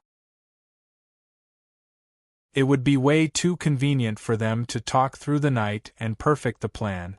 Furthermore, Han Shao was very important to the Sunils, and he could not let anything happen to him. If they teamed up, he would be able to protect him. After all, Han Zhao's strength was at a mediocre level in Herluz's eyes. He was definitely not strong. His strength is 1 grade lower than mine. It's very dangerous to be a mercenary. I'll follow him in case he dies in an accident. After careful consideration, Herluz felt that this suggestion was very constructive and immediately gave an affirmative response. "Okay, I'll join your mercenary group." Hearing this, Han Shao nodded calmly, but he was smiling like a blooming chrysanthemum in his heart. It wasn't a waste of my 5 hairpin style tricks. I finally managed to lure this main character away. Other than being able to contact the Sunils, her ruse could also strengthen the NPC officers of the mercenary group. This was a high-end combat force. I've made a killing this time. The content of their conversation was not reported to the upper echelons. Just as Han Xiao had suggested, the Sunils were kept in the dark for now. Only her ruse knew. 2 days later, the Galactic Travel Group arrived on planet Sunil. The players followed Han Xiao, waiting to board the ship. Suddenly, they saw a tall Sunil walk over. They had stayed in Forest City for so long and had seen the military's propaganda. They immediately recognized that it was her ruse, a character that was being made into a hero. Her ruse was wearing simple casual clothes. Han Xiao glanced at him and asked, "Where's your armor?" "I lent it to the Research Institute. I can only take it back when they've derived the blueprint, so I can only bring this weapon with me." Her ruse turned sideways and revealed the silver metal cube tied to his back. This was the folded state of the battleship slicing blade. This was the only equipment he had brought with him. "I see." Han Xiao felt that it was a pity. The commander-grade armor was good stuff, but he had not even reached the requirements for the NCO-grade armor, let alone the commander-grade armor. Anyway, there would be a chance in the future, so there was no need to rush. Han Xiao turned to the players and introduced. "This is her ruse, a grade B super. From today onwards, he'll be our comrade, a new member of the mercenary group." Oh my God! Everyone's jaws almost dropped to the ground. They were dumbfounded. Oh my God, the hero of an entire race was kidnapped by the captain. Why did you join us? What's your class? Did you make some kind of deal with Black Star? Everyone was curious about this new comrade. Her ruse was surrounded in the center and felt the passion of his teammate. He was not used to it and forced a smile. The players' detection results were a sea of question marks. They were very curious about how Han Xiao had managed to hook up with a grade B super. This was a top expert in high-level maps and should be even stronger than Black Phantom. He was probably the strongest person in the entire mercenary group. The players were very excited that someone stronger had joined their group.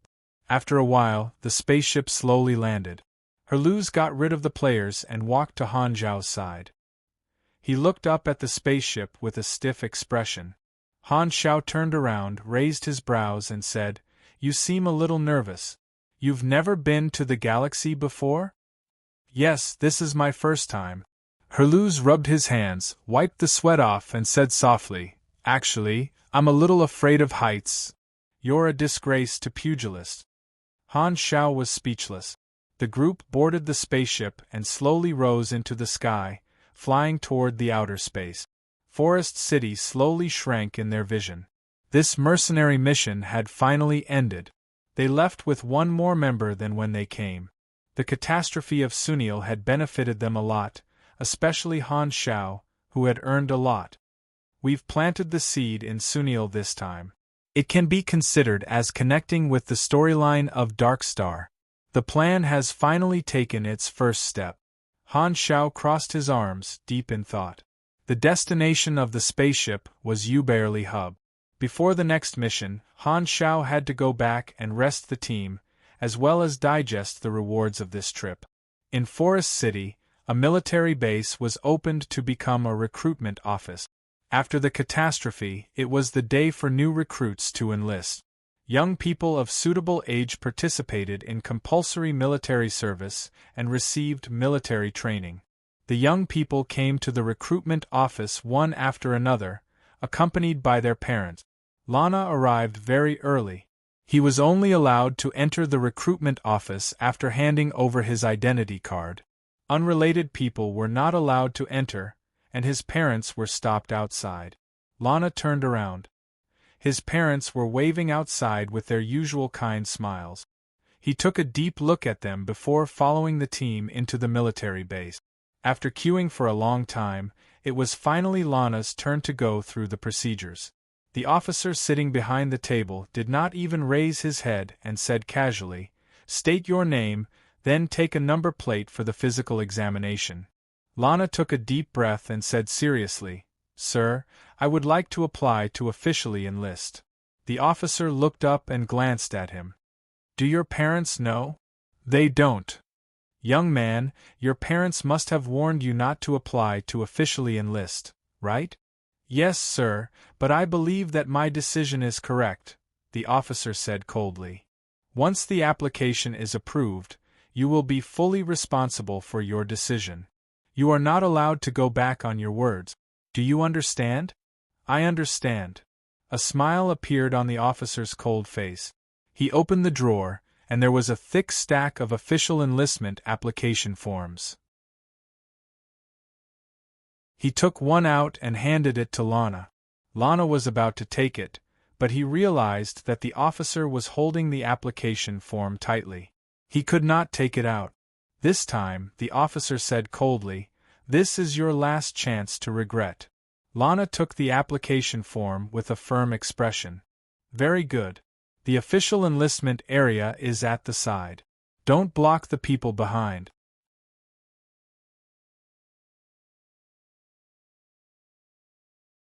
Chapter 350. After playing with the armor for a while, the players remembered to compare the attributes of the Sunil enlistee armor with the ones in the shop, and they realized that the difference was not much. Same quality, 1/3 of the price. This was the conscience of the industry. Everyone was overjoyed. The remaining people stopped watching and willingly took out their money, transferring it to Han Zhao's account. More than 50 people, more than 40,000 anas. About enough to buy 2 knowledges, Han Zhao chuckled. This was not the end yet. Then, he opened up a new business in the faction store interface. Equipment enhancement. When Han Zhao was creating the armor, the attributes of the armor he created could be called the basic version. This was to leave room for improvement so that he could carry out his enhancement business. Repair and enhancement were long-term income. Han Zhao had many mechanical enhancement skills, so he had the prerequisite to carry out the enhancement business. How could Han Zhao miss out on such an income-generating business? Not only that, he also had to control his strength during the enhancement. He would not go all out on the first enhancement and always leave room for improvement.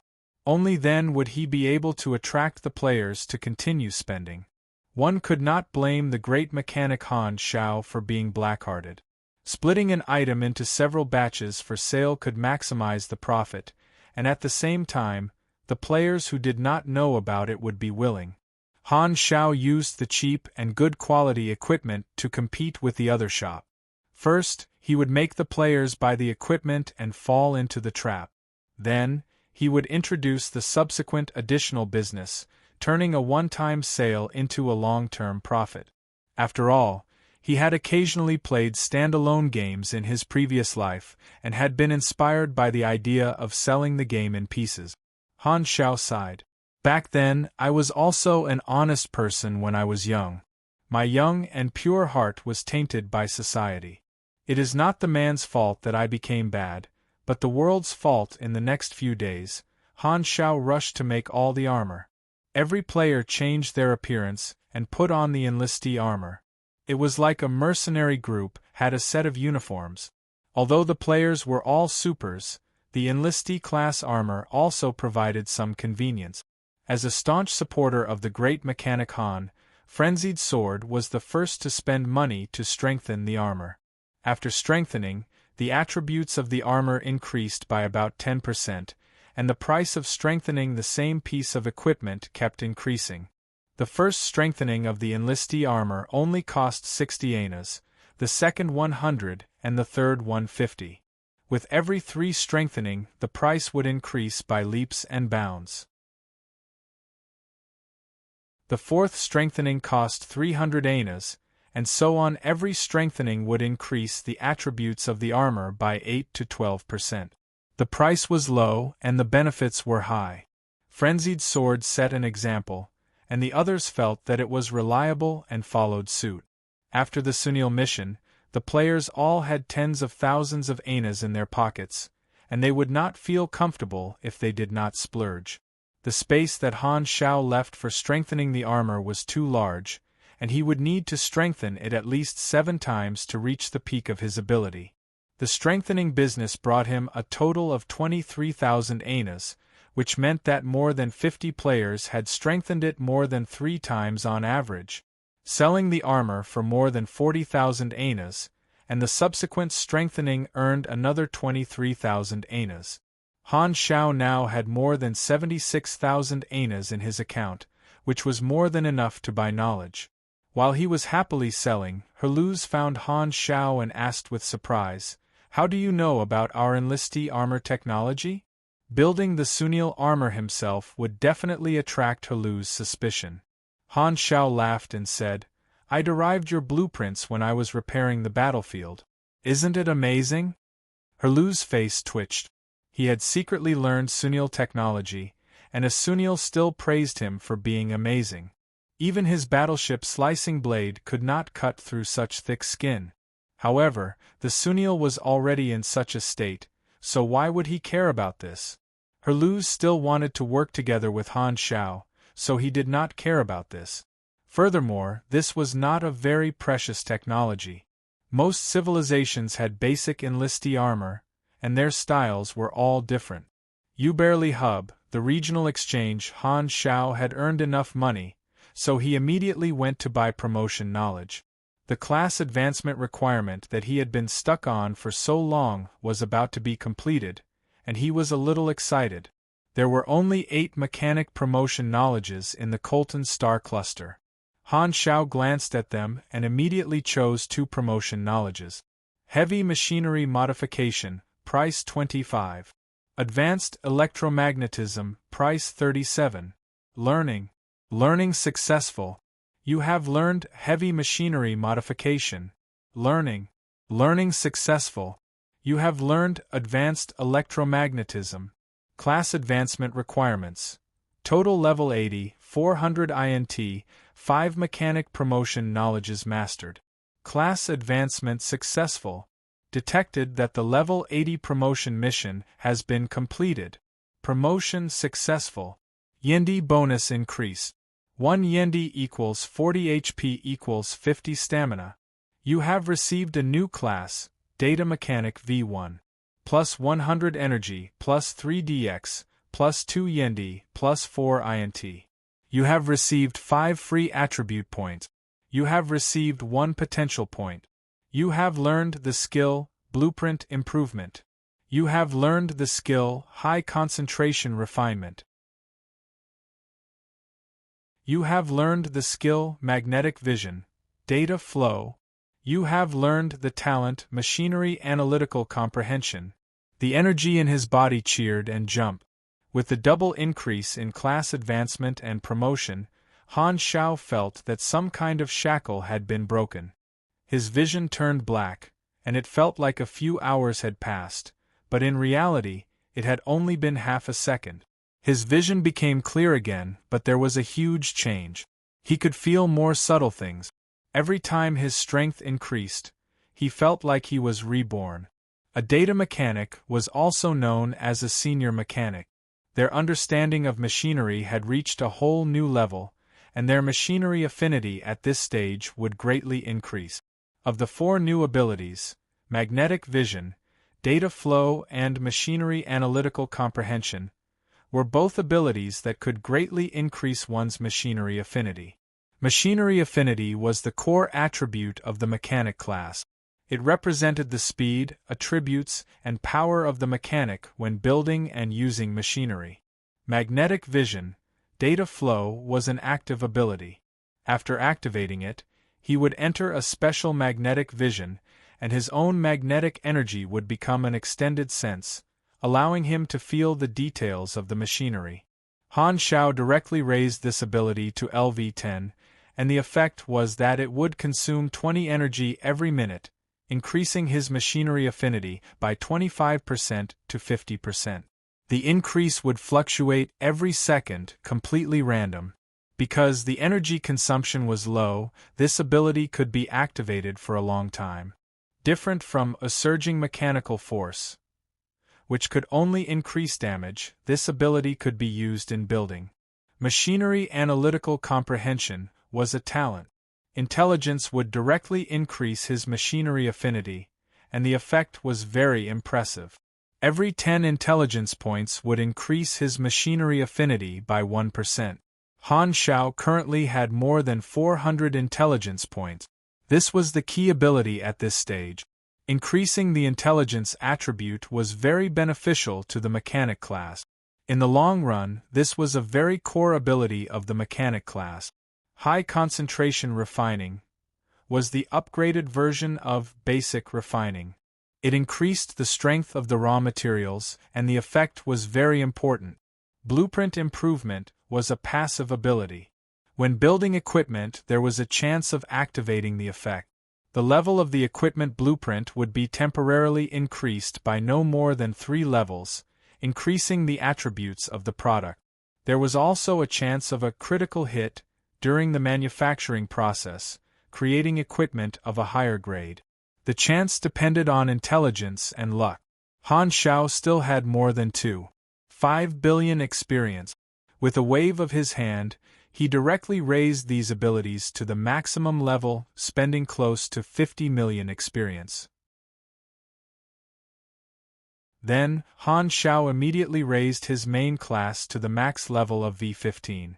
Above LV80, the experience required for leveling up increased exponentially. One level required tens of millions of experience, and leveling up to 15 levels in an instant cost 900 million experience. He did not even blink. Data Mechanic leveled up to V15x. Plus 240 energy, plus 3dx, plus 2 yendi, plus 4 int. Received 5 free attribute points. Received 1 potential point. He directly went from LV80 to LV95. It even exceeded the upper limit of the players in version 2.0. Han Xiao's lead further expanded. The strength that filled his body suddenly swelled and became vigorous. If it was a small stream before, it was now like a wide river. Han Xiao took a deep breath and felt the strength of his body. He noticed that his energy had undergone an obvious transformation. He opened the interface and threw all his free attribute points into intelligence. He then observed the drastic changes in his attribute. Level 95 main class, Mechanic STR 121, DX 244, Yendi 214, INT 570, MYS 21, CH 14, LUK 1 free attribute points, 0 potential points, 82 health, 13057 stamina, 15420 energy, 5210 V9 energy rank, 5377 Onagrade.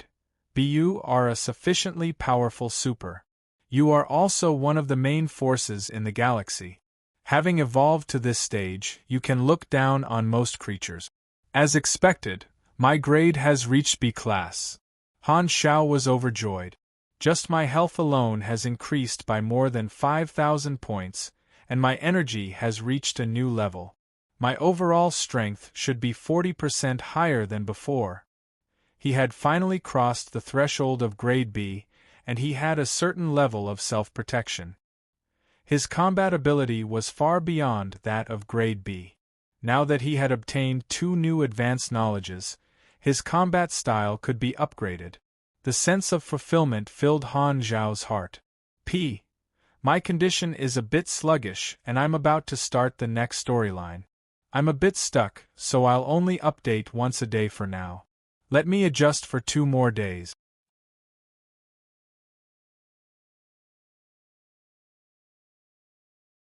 Chapter 351.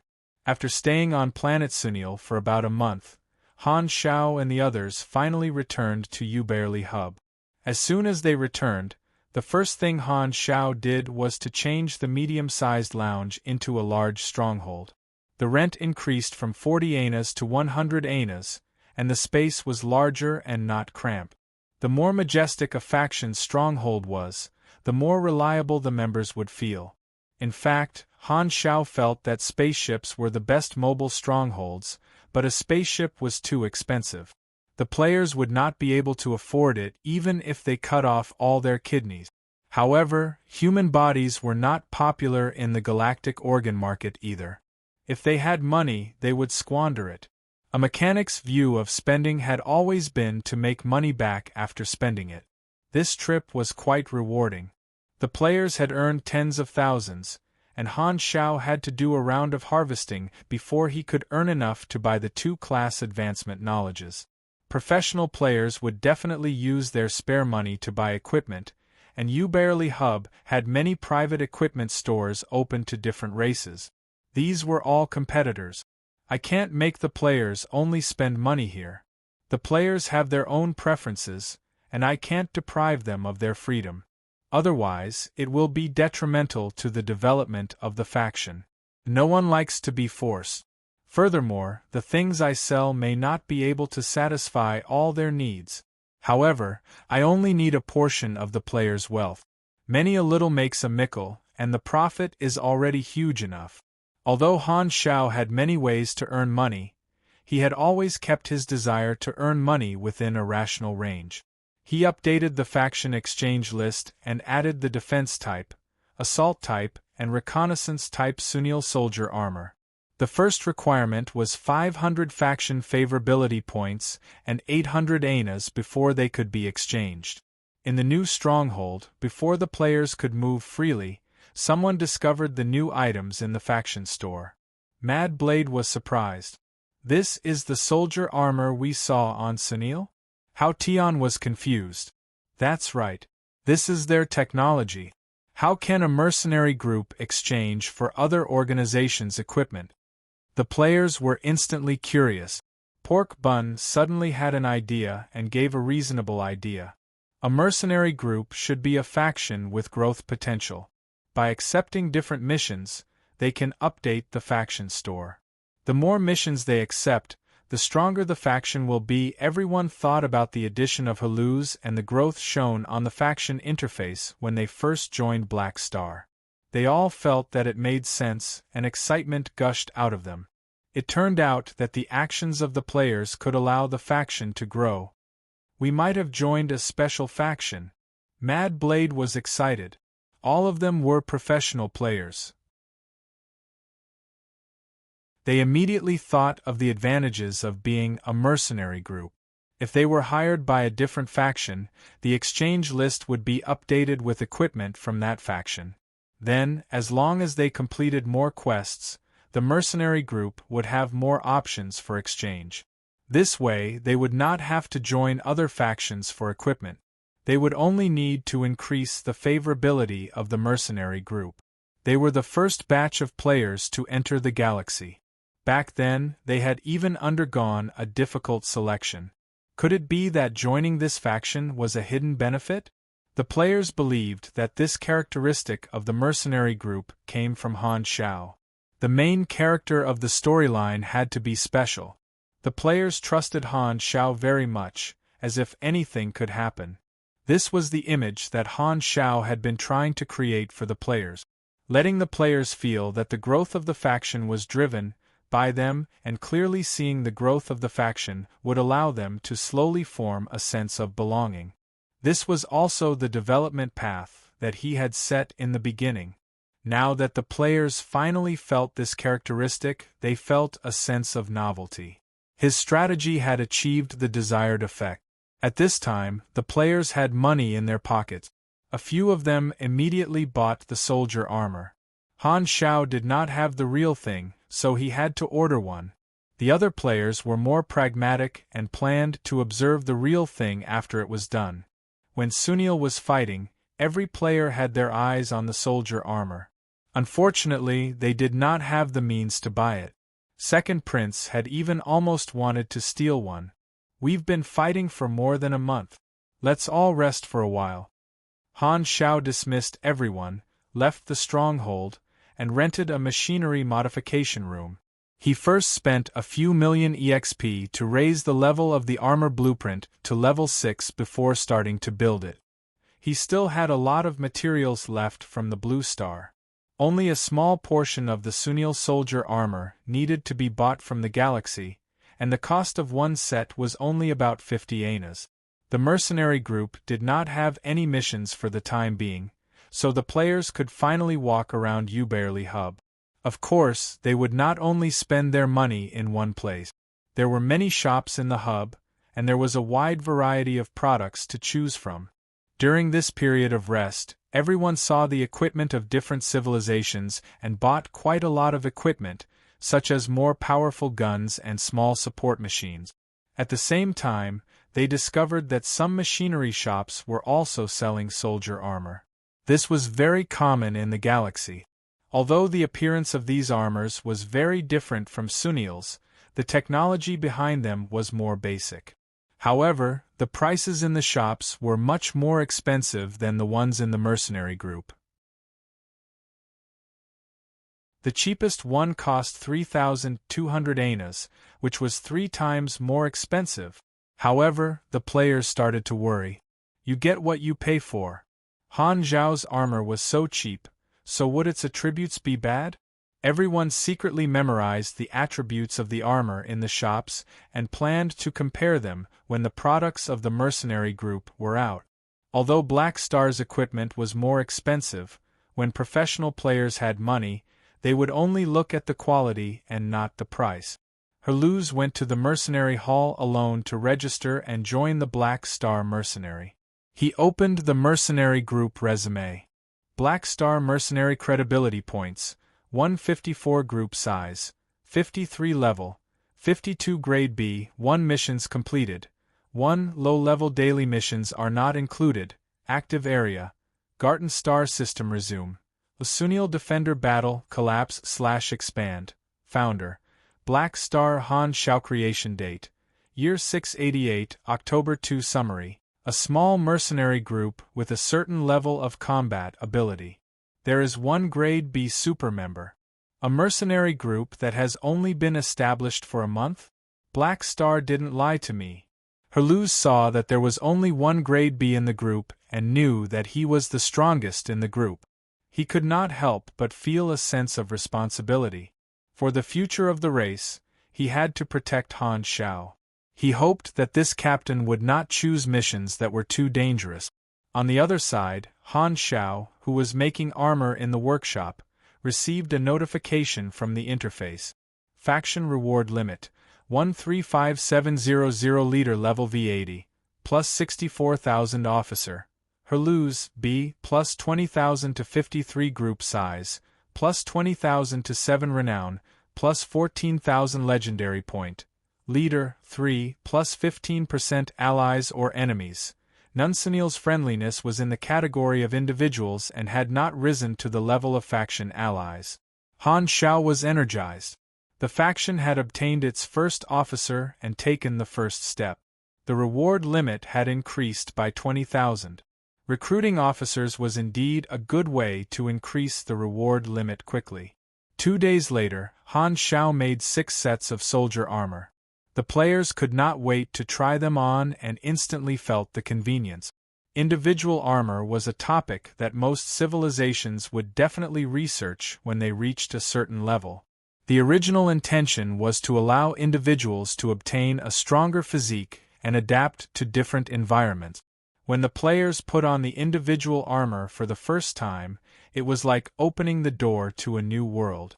In the stronghold, a few players who had bought the armor excitedly operated the armor. The new control feeling made them very happy, and the other players surrounded them and touched them curiously. How does it feel? It looks heavy, but it's actually very convenient to move around. There's a power structure inside. Rainy Kim frowned and coldly said, "A bunch of metal lumps. They look so ugly." All the male players glared at her, and for the first time, they had a common enemy. What do you know? Mechanical armor is a man's romance.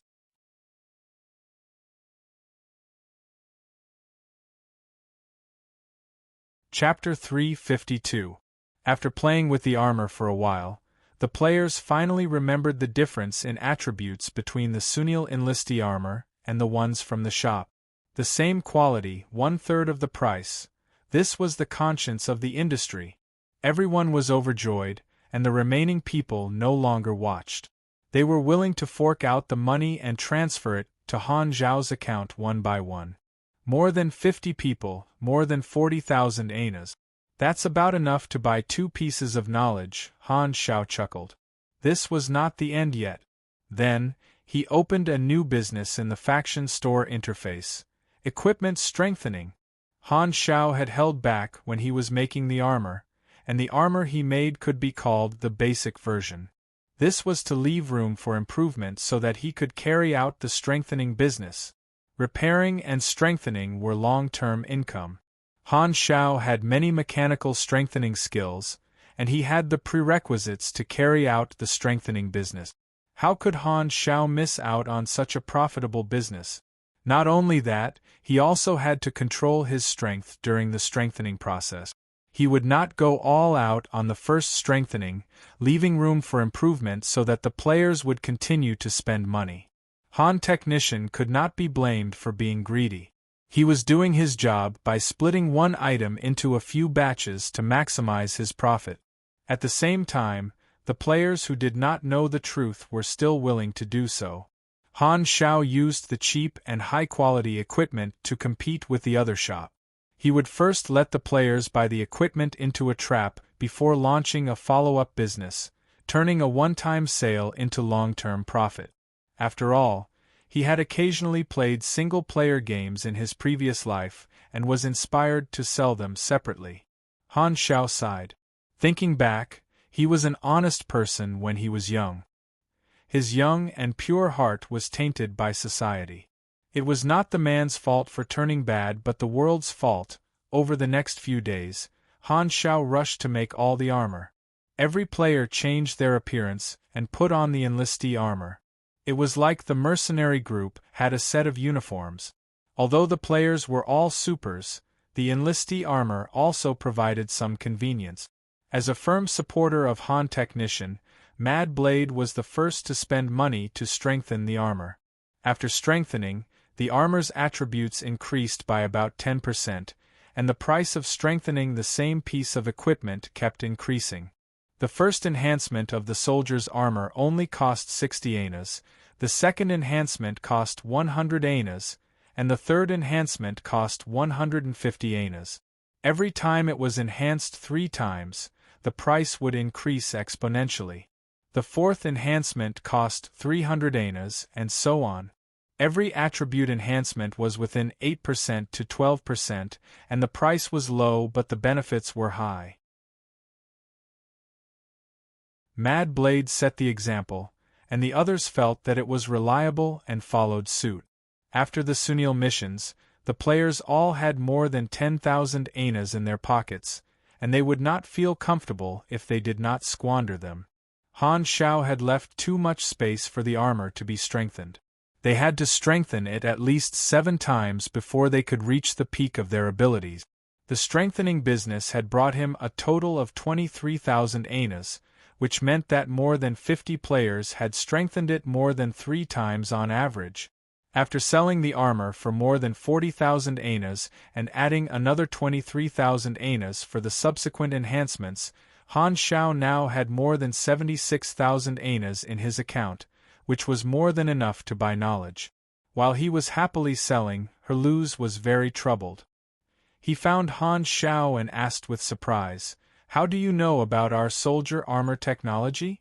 Building Sunil's armor himself would definitely cause Herluz to be suspicious. Han Zhao laughed and said, "I derived your blueprints when I was repairing the battlefield. Isn't it awesome?" Herluz's face twitched. He had secretly learned Sunil's technology and even had a Sunil praise him for being awesome. Even his battleship slicing blade could not cut through such thick skin. However, Sunil was already in such a state, so there was no need to pursue this. Herluz still had to work together with Han Zhao, so he did not care about this anymore. Furthermore, this was not considered very valuable technology. Most civilizations had basic soldier armor, and they just had different styles. Ubarely Hub Regional Exchange. Han Zhao had earned enough money, so he immediately came to buy class advancement knowledges. The class advancement requirement that he had been stuck on for so long was about to be completed, so he was a little excited. There were only 8 mechanic class advancement knowledges in the Colton star cluster. Han Shao scanned through them and chose 2 mechanic class advancement knowledges. Heavy mechanical modification, 25 points. Advanced electromagnetism, 37 points. Learning successful. You have learned a heavy mechanical modification. Learning successful. You have learned advanced electromagnetism. Class advancement requirements. Level 80, 400 INT, 5 mechanic class advancement knowledges. Class advancement successful. Detected that the level 80 promotion mission has been completed. Class advancement successful. Yendi bonus increased. 1 Yendi equals 40 health equals 50 stamina. You have received a new class, Data Mechanic V1. Plus 100 energy, plus 3 DX, plus 2 Yendi, plus 4 INT. You have received 5 free attribute points. You have received 1 potential point. You have learned the skill, Blueprint Improvement. You have learned the skill, High Concentration Refining. You have learned the skill, Magnetic Vision, Data Flow. You have learned the talent, Machinery Analytical Comprehension. The energy factor in his body cheered and jumped. With both his class advancement and class advancement, Han Shao felt that some kind of shackle had been broken. His vision turned black, and it felt like hours had passed. However, in reality, it had only been half a second. His vision became bright again, and he could sense even more minute things. Every time his strength increased, he felt like he had been reborn. A data mechanic was also called a senior mechanic. When one's understanding of machinery reached a new level, their machinery affinity would increase exponentially. Of the 4 new abilities, Magnetic Vision, Data Flow and Machinery Analytical Comprehension, both greatly increased his machinery affinity. Machinery affinity was the core attribute of a mechanic. It represented the speed, attributes, and power of a mechanic when creating and using machinery. Magnetic Vision, Data Flow was an active ability. After activating it, one would enter a special magnetic vision. One's magnetic energy would become an extension of one's senses, and one could use the magnetic field to sense the details of machinery. Han Shao directly upgraded this ability to level 10. Its effect was to consume 20 energy every minute and increase his machinery affinity by 25 to 50%. The increase would fluctuate every second, and it was completely random. Because the energy consumption was low, this ability could be activated for a long time. Unlike a surging mechanical force, which could only increase power, this ability could be used on creation. Machinery Analytical Comprehension was a talent. Intelligence would directly increase machinery affinity, and the effect was very impressive. Every 10 points of intelligence would increase one's machinery affinity by 1%. Currently, Han Shao had more than 400 points of intelligence. This was the key ability of this stage. Increasing intelligence was a benefit to a mechanic. From a long-term perspective, this was a very core ability of the mechanic class. High Concentration Refining was the upgraded version of Basic Refining. It increased the strength of raw materials, and its effect was very important. Blueprint Improvement was a passive skill. When crafting equipment, there was a chance of activating the effect. The level of the equipment blueprint would temporarily increase by no more than 3 levels, increasing the attributes of the product. There was also a chance of critical hit during the crafting process, creating equipment of higher quality. The chances were dependent on one's intelligence and luck. Han Shao still had over 2,500,000,000 EXP. With a wave of his hand, he directly raised these skills to the max level, spending nearly 50 million EXP. Following this, Han Shao immediately raised his main class to the max level of V15. After level 80, the amount of experience required to level up increased exponentially. Each level required tens of millions of experience. Instantly leveling up 15 levels would cost him 900 million experience. He didn't even bat an eye. Data Mechanic leveled up to V15x. Plus 240 energy, plus 3dx, plus 2 yendi, plus 4 int. You have received 5 free attribute points. You have received 1 potential point. From level 80 to level 95. It had even exceeded the upper limit of the players in version 2.0. Han Zhao's lead further increased. The energy in his body suddenly swelled and became vigorous. If it was a small stream in the past, it was now a wide and thick river.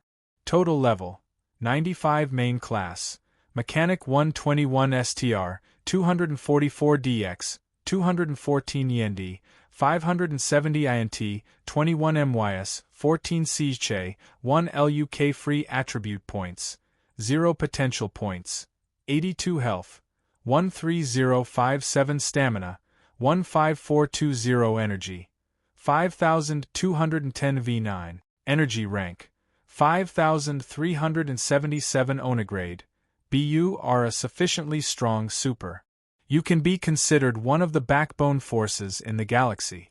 Having evolved to this level, you can look down on most creatures. Indeed, my grade has reached grade B. Han Zhao's face was filled with joy.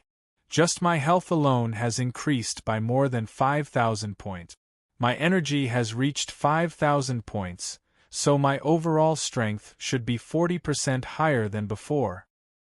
He had finally crossed the threshold of grade B, and he already had a certain level of self-protection. His combat strength was far from what a grade B could compare to. With 2 new advancement knowledges, his combat style could be upgraded. Han Zhao's heart was filled with the satisfaction of having gained so much. My status is a little sluggish, and I'm about to start a new storyline, so I'm a little stuck. I'll update once a day for now. Let me adjust for 2 days before resuming.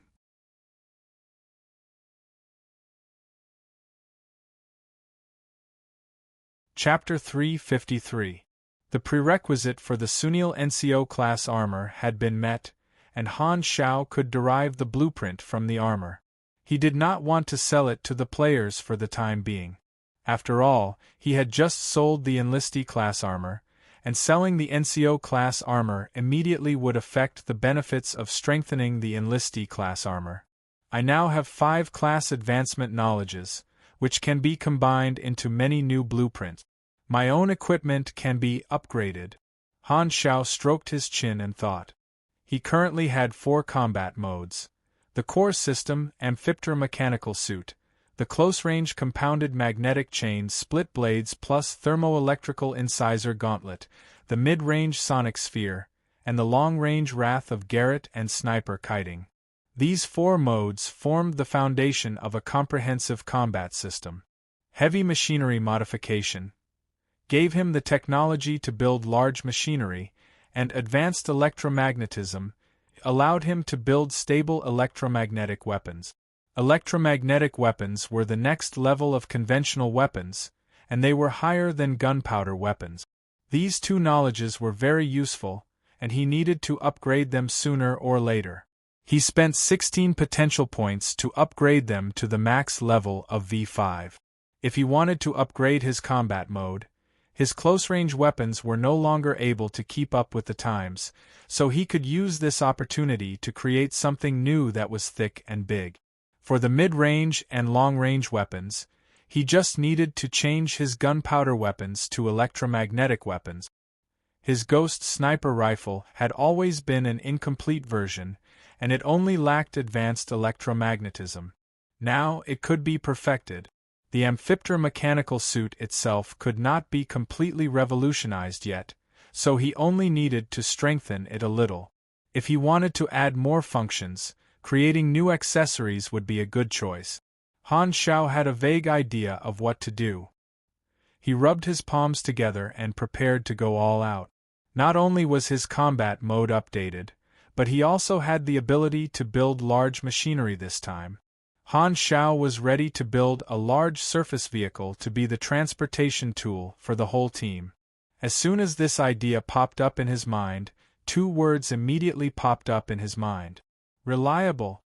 Han Xiao's eyes sparkled. A mobile vehicle can be the symbol of a mercenary group, and it can also show the expansion of the team and increase the interest of the members. Plus, with the addition of advanced electromagnetism, won't I be able to build a crude electromagnetic rail cannon? A vehicle is the best carrier. He immediately got to work. He bought enough parts and materials, shut himself in the modification room, and told the players to rest for a while in the hub. No one had any objections. This time, unlike when they had just entered the galaxy, the players had already tasted the sweetness of obeying orders. Even Li Gu did not have any other thoughts. Walking around the hub hall every day, interacting with different races and understanding more civilizations was a very interesting experience. Although professional players were very utilitarian, there were also many like Maple Moon who liked the story. The Sea of Stars was very attractive to them.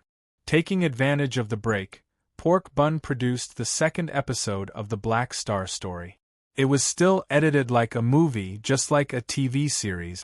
Not only Blue Star, but also the players from all over the galaxy had been looking forward to it. More than 100,000 people watched it as soon as it was released. The content of the show continued from the previous episode. The Black Star Mercenaries' first mercenary mission, the history of the Sunil race and the catastrophe. The majority of players who could not enter the galaxy were very interested in this. The mercenary group was the core of this show and also the eyes of countless viewers. The viewers slowly understood the galaxy through the mercenary group's experience, so they were very close to the mercenary group. The show continued until the end of the catastrophe. The mercenary group had a new partner, Herluz. It was like a new character appearing in a TV series, and it immediately attracted the attention of the players. Pork Bun released the new products of the faction store at the right time. The narration explained that factions could grow, which made the viewers look forward to the mercenary group's future adventures even more. At the same time, they were very envious of the players who followed Han Xiao. Han Xiao also watched the show and was very satisfied with how Bun Hit Dog had handled it. As expected of someone he had taken a liking to, such a show could gradually develop the audience's habits and slowly develop feelings for him. The effect was good. In a combat simulation room in the hub hall, Herluz waved the battleship's slicing blade and slashed the simulated beasts one after another. He had not fought for too long, so he came to the combat simulation room every day to get used to it. Because Han Xiao was immersed in manufacturing, he did not update the mercenary information. Therefore, in Herluz's heart, he was still the only grade B super in the team. He felt a heavy responsibility and trained hard.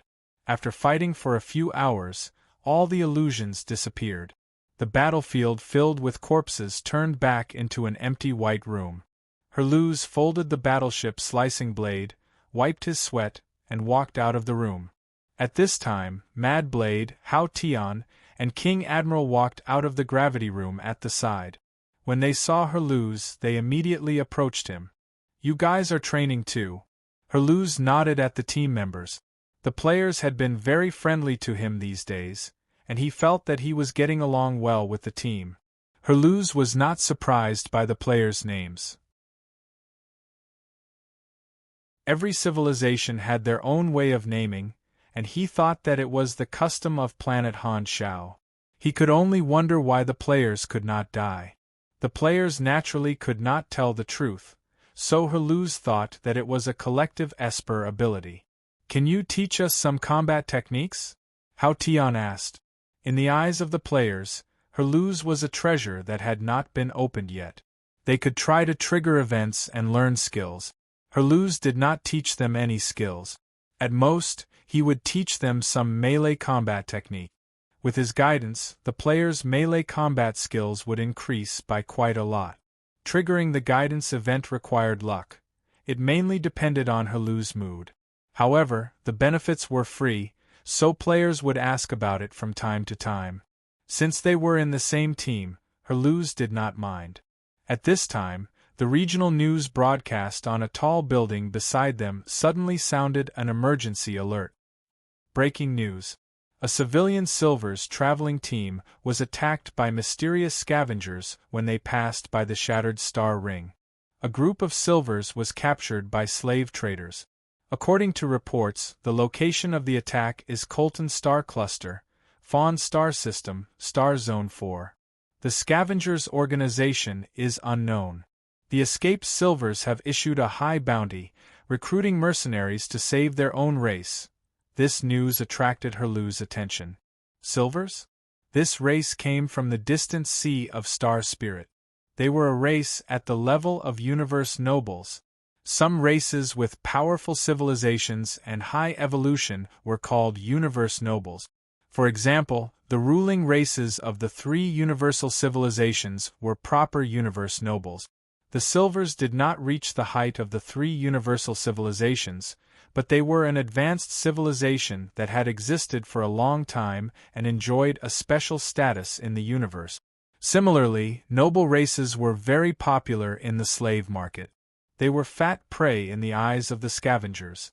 The Silvers were very rich, so the bounty they issued would definitely be astronomical. Halu's, who was lacking money, was tempted. With such a good opportunity to earn money, he had to persuade Black Star to take part in it no matter what. Ghidorah's jurisdiction was the Garten Star System. The Fawn Star System was close to the Garten Star System and was not as big as the Garten Star System. A few star system civilizations that were slightly weaker than Ghidorah controlled different star zones. Although they had defined their territories, there were often territorial disputes at the borders. It was not to the extent of war, but it still caused chaos.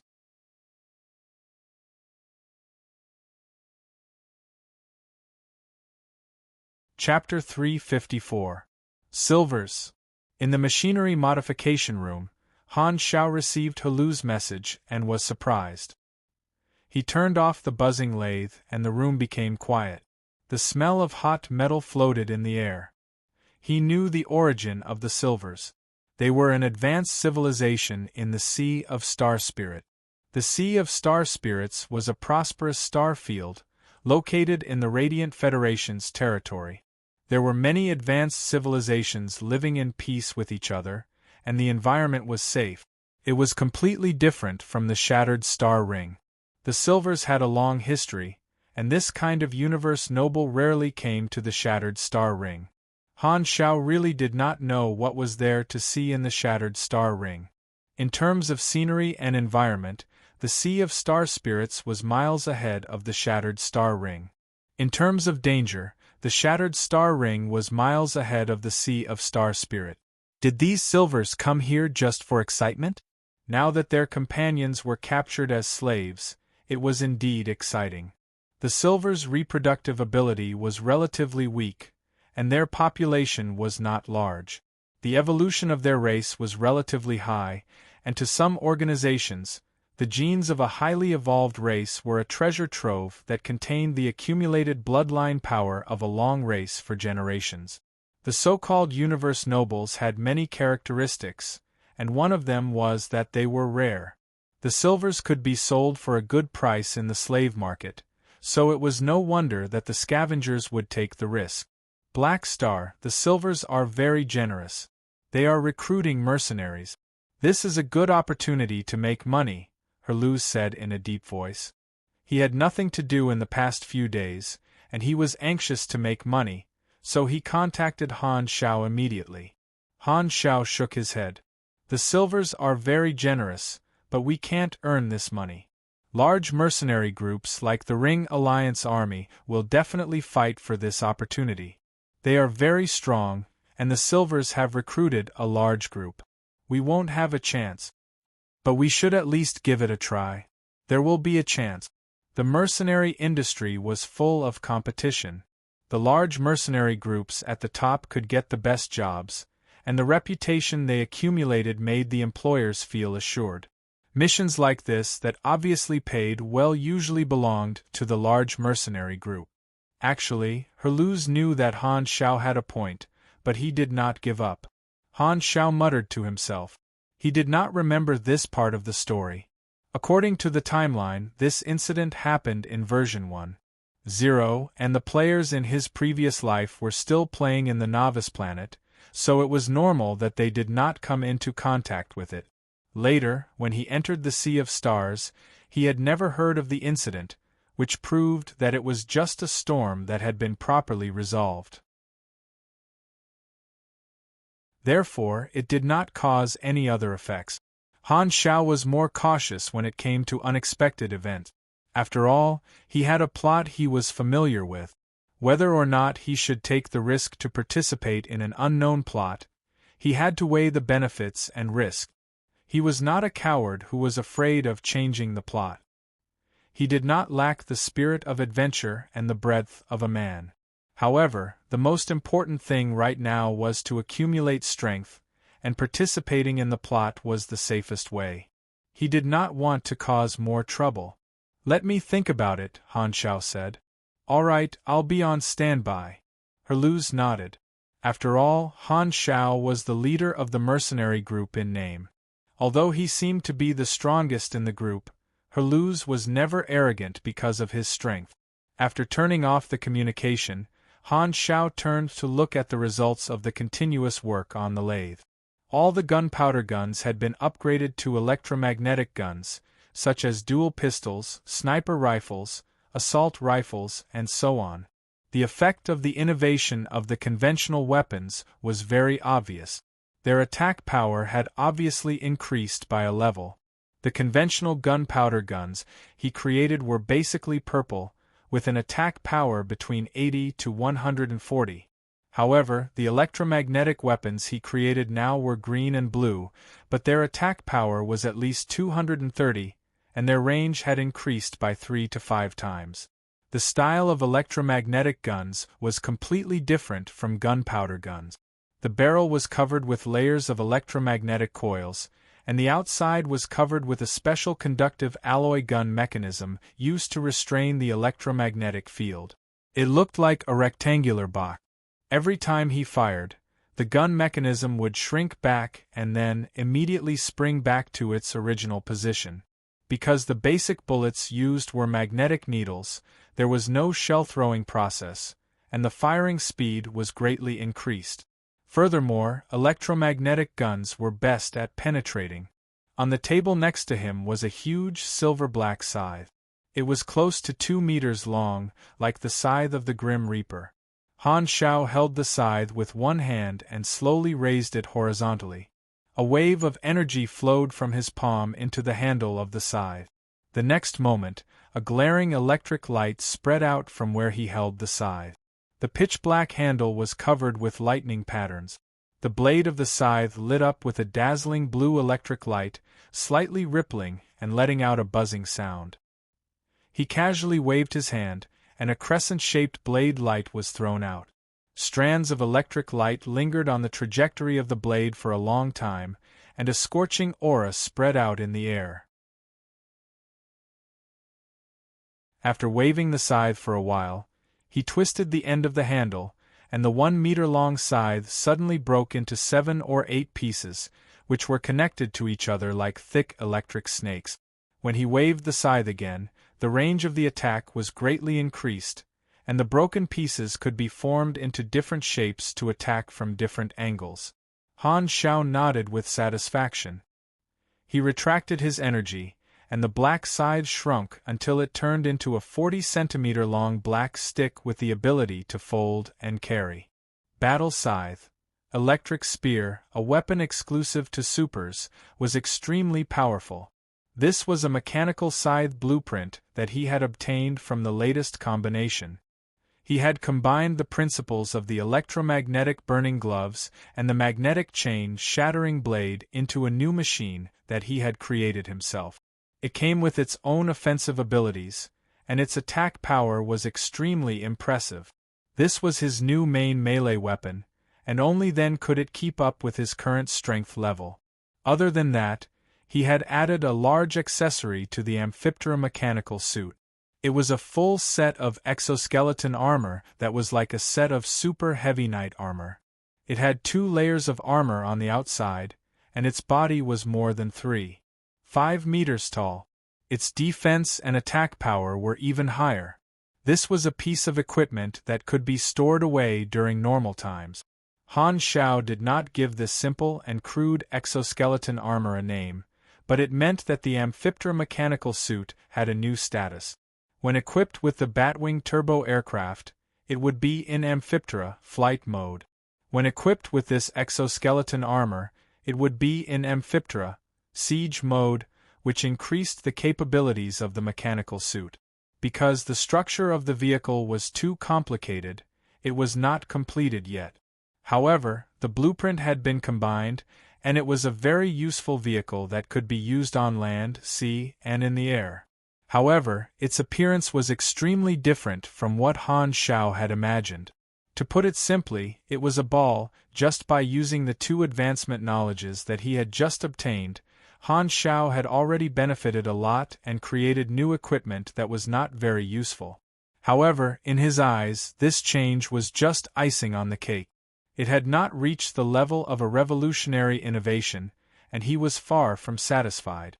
That was because with his current level, he had the qualifications to obtain an ability that could be said to be a watershed in the early to middle stages of the mechanic class.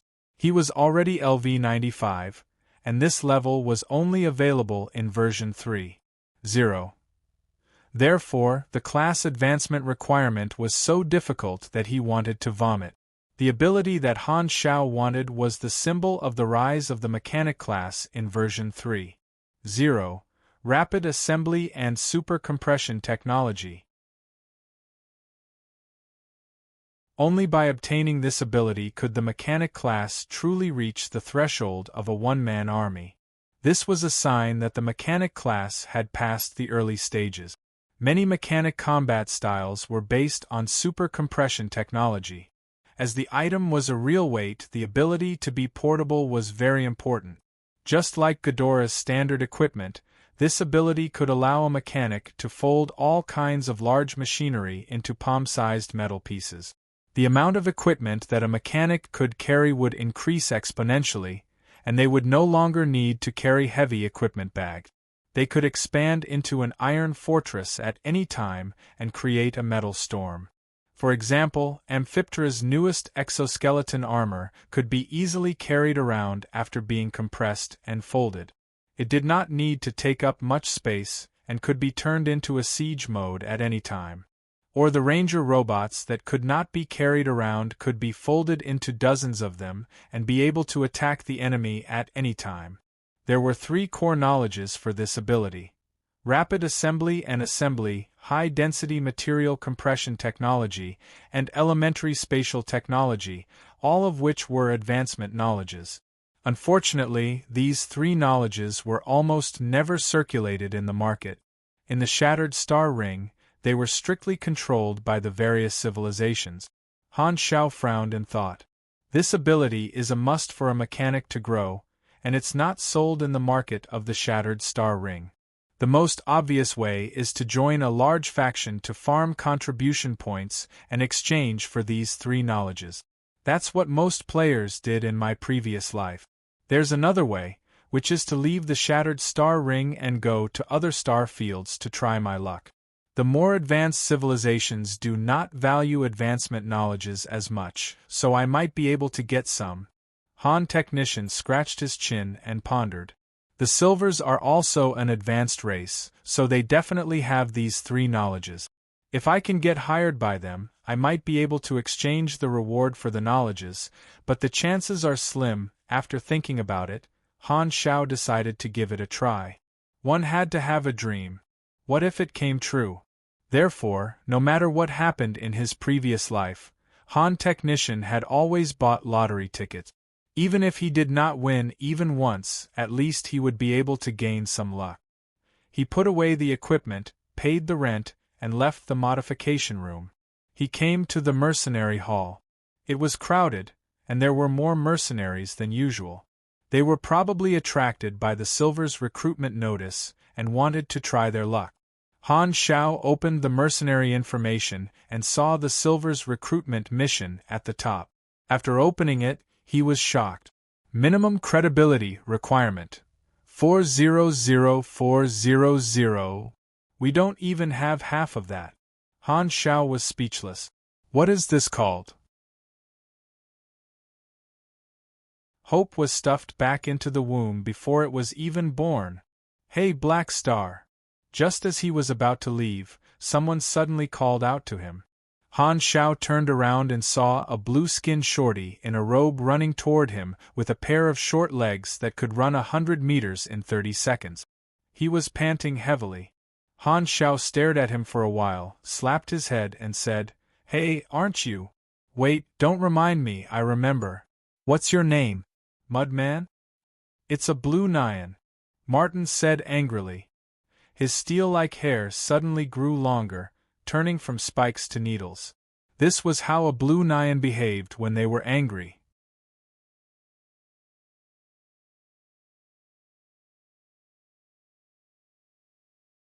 Chapter 355. What do you want to do? Han Shao raised his eyebrows and asked curiously. He had only met Martin once. A month ago, Martin had tried to recruit mercenaries in private. Martin had rejected his application because he was picky about his lack of combat experience. It could be considered a small conflict between them. If it weren't for the iconic blue-skinned dwarf, he would have forgotten about it. Martin rubbed his hands awkwardly and said with a warm tone, Are you interested in being hired? It's still the same mission as before. Our research team is going to explore a planet." Han Shao narrowed his eyes and said, "It's been a month, and you still haven't found anyone?" Martin looked awkward and did not know what to say. During the private recruitment, only a few very weak mercenaries came to sign up, but they were all rejected by him. The pick and choose dragged on for longer and longer. Finally, he couldn't help but issue an official recruitment through the Mercenary Alliance, but because the pay was too low, no qualified mercenaries applied, so the operation had been in a state of stagnation. A few days ago, the mercenaries who had participated in the Sunil mission had returned and mentioned the name of Black Star. A team with the ability to revive had attracted the interest of many mercenaries, and they had become famous in Uberly Hub. Martin had found out by chance that he had rejected a strong team and missed the opportunity. He regretted it so much that he immediately ran over when he met Han Shao again. Same price, 400 anas per person. Let's move quickly. Martin's face was full of hope. Han Shao had applied once before, and he felt that Han Shao would not reject him. Find someone else. Han Shao shook his head and turned to leave. The last time, he had wanted to earn some extra money because he was going the same way as Planet Sunil. Now that the opportunity had passed, he did not care about the pay at all, so why would he make the trip? Martin grabbed Han Zhao's arm and hurriedly said, "Do you think the price is not right? You can add more money. How about 500? 480? Han Shao felt helpless as Martin grabbed his arm tightly. His application had been rejected by Martin, and now Martin had come looking for him. This miser even wanted to add more money. The difference in treatment was too obvious. The trip to Planet Sunil had given the Black Star mercenary quite a bit of fame, which was why such a scene had occurred. A galactic mercenary with a certain level of strength and the ability to revive would definitely receive a certain level of attention. While the two of them were tugging at each other, a voice rang out beside them. "Your Black Star?" Han Shao turned around and saw the speaker walking over. He was wearing a pure white metal combat suit. The surface of the suit was smooth like enamel, but it was actually made of some kind of high-strength alloy. "You're from Skyring?" Han Zhao's eyes narrowed. He grabbed Martin's collar and pulled him away. This person was wearing the battle uniform of the Sky Ring army. He was a mercenary from Sky Ring. The Sky Ring Army was one of the largest mercenary armies in the Shattered Star Ring. They had more than 10,000 members, and their army commander was a Calamity-grade super. Their business was spread all over Jelen, Colton, and several other star clusters. Tian Huan had not interacted with him yet. Han Xiao was slightly curious and asked, "Why is Tian Huan looking for me? You have a pretty good team. My team leader wants to discuss cooperation with you. Do you have time now?" Han Xiao narrowed his eyes. Cooperation sounds good. However, with Tian Huan's strength, there was no reason for them to be interested in his small team, unless there was something special about them that attracted Tian Huan. After thinking about it for a while, he guessed the reason. It can't be wrong. They're most likely interested in our undying trait, Han Xiao laughed in his mind. It was all thanks to the news spread by his peers. He was very curious about what kind of cooperation Tian Huan was talking about. With such a large organization, their request would definitely not be simple. "I have time. Let's go." Han Xiao left Martin behind and left with the Sky Ring mercenaries. Martin sat on the ground, dumbfounded. Tian Huan was extremely famous in the mercenary industry. In just 1 month, the Black Star mercenary that he had rejected was valued by Tian Huan and was invited to work with them. It was unbelievable. Martin thought about how he had rejected Black Star because of his pickiness and could not help but feel even more regretful. "I was the one who came first." Han Xiao walked into the stronghold of the Tian Huan mercenaries and saw 20 to 30 Tian Huan mercenaries of different races. They were either sitting or standing. When they saw him enter, they all looked at him. "I'm Gashley, the leader of this team." A golden-eyed, purple-skinned mercenary walked out from the crowd. He was tall and muscular, and he was 2 meters tall. He was from a race from the Jellic star cluster. Gashley's combat uniform was slightly different from the other members. A golden ring surrounded the triangular crystal on the chest of the combat uniform.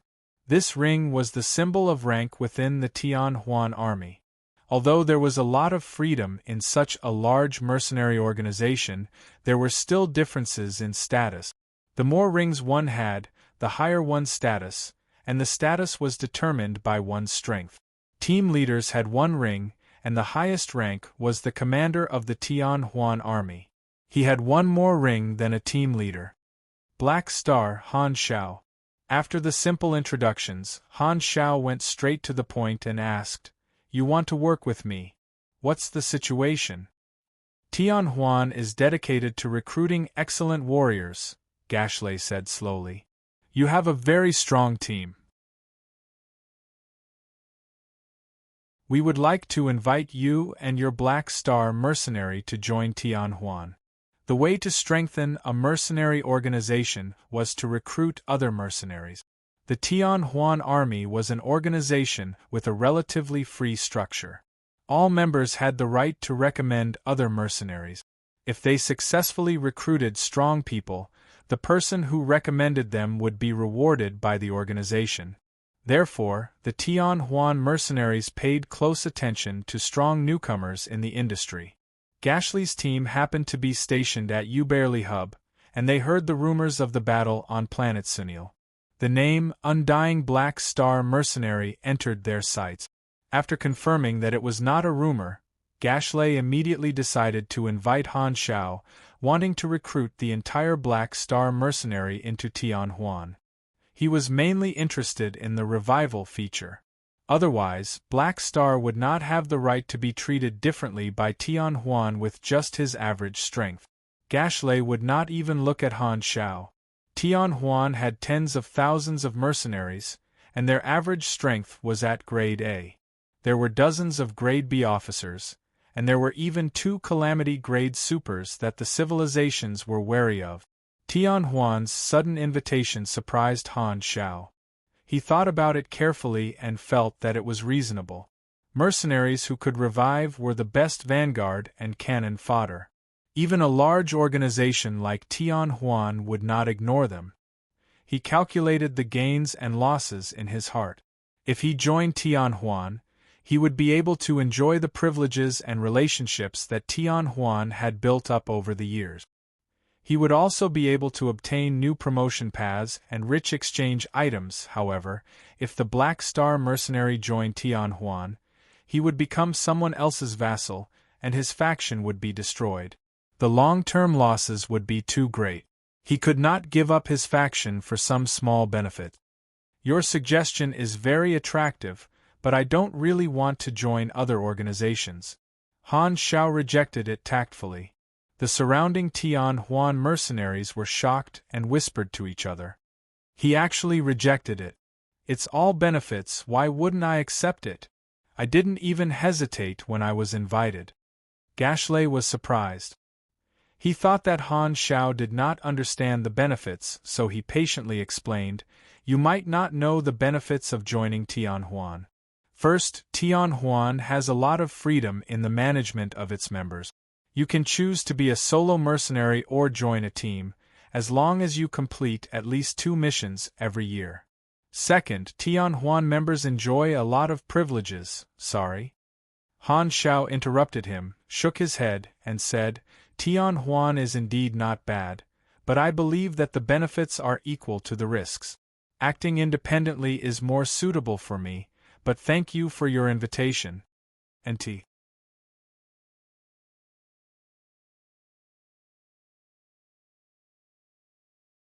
Chapter 356. Everyone looked at each other with a surprised expression on their faces.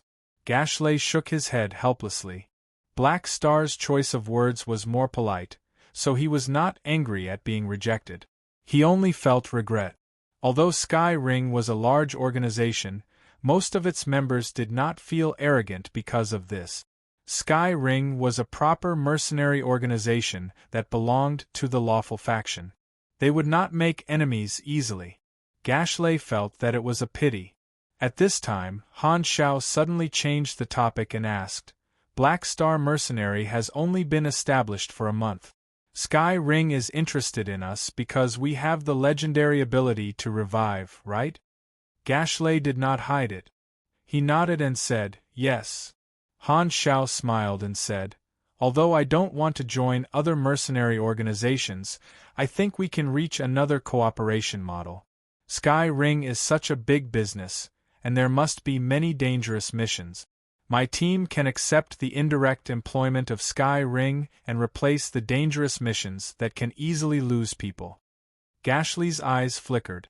Even if he could not recruit Black Star, it was not bad to reach a cooperation. The Sky Ring army had similar cooperation relationships with other mercenary groups. This was also Sky Ring's connections in the industry. There was a long list of these partners, which was equivalent to Sky Ring support. If they were in danger, they could ask these reliable partners for help at any time.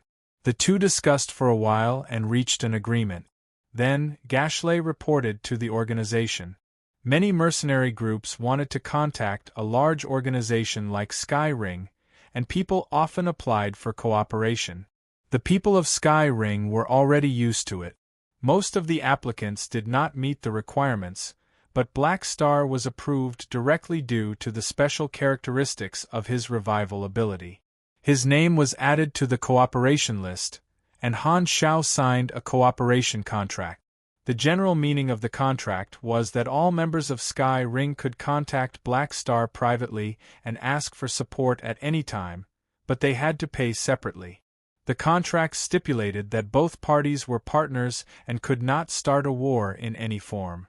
If Sky Ring was hired by one party, Black Star could not be hired by the other party, and vice versa. Otherwise, it would be considered a breach of the contract, and the first party to breach the contract would have to pay compensation, and the contract would be voided. Other than that, the other terms were very loose. Han Xiao was quite satisfied with the result. It was equivalent to gaining a new client. He could use Sky Ring's reputation to expand his business. Sky Ring definitely did not lack battle opportunities, so his mercenary group would not lack work opportunities either. After all, the mercenary group had just started, and they could earn money no matter who hired them.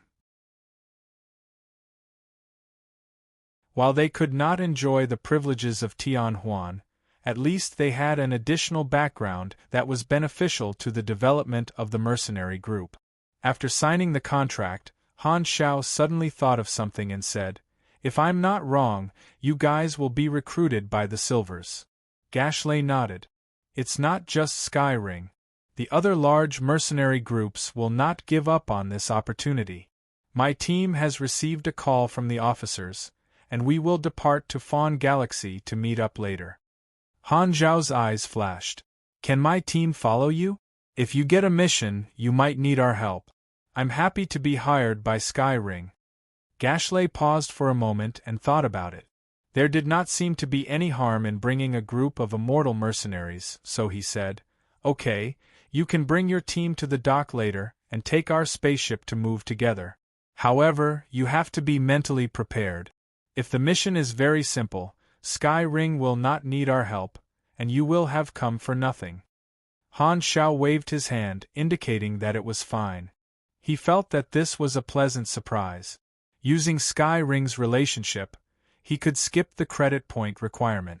Although the mercenary group was still very weak and did not have much chance to gain the favor of the Silvers, he could count on Sky Ring to hire him again. The 3 types of knowledge of compression technology were his goal. Sky Ring had many experts, so they would not lack the advanced knowledge. If he was lucky enough to be hired, he felt that he could try to raise the conditions. After finalizing the time and dock number, Han Xiao returned to the stronghold and gathered all the members. "We have a new job. Get ready, we will depart soon," Han Xiao said with his arms akimbo. Everyone was overjoyed and excited. Knowing that the mercenary group had the potential to grow, the players had been looking forward to the next adventure. After being idle for so long, there was finally work. Maple Moon raised her hand and asked, "What are we doing this time? Why didn't the mercenary group's information show a new hiring mission?" "Recently, the Silvers have received quite a lot of attention. We will follow the people of Sky Ring to the Fawn star system. I have formed a partnership with them, so we might get hired."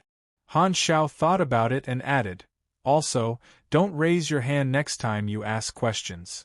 No wonder the interface did not trigger a mission. Everyone understood. They followed Han Zhao's lead and had no objections to the arrangement. Herluz was very surprised. He knew how powerful Sky Ring was. It had only been a few hours since they last met, so how did Han Xiao form a partnership with Sky Ring? There was no sign at all. Herluz pulled Han Xiao aside in private and expressed his doubt. Han Xiao did not hide anything and told him the whole process. "I see." Herluz was impressed.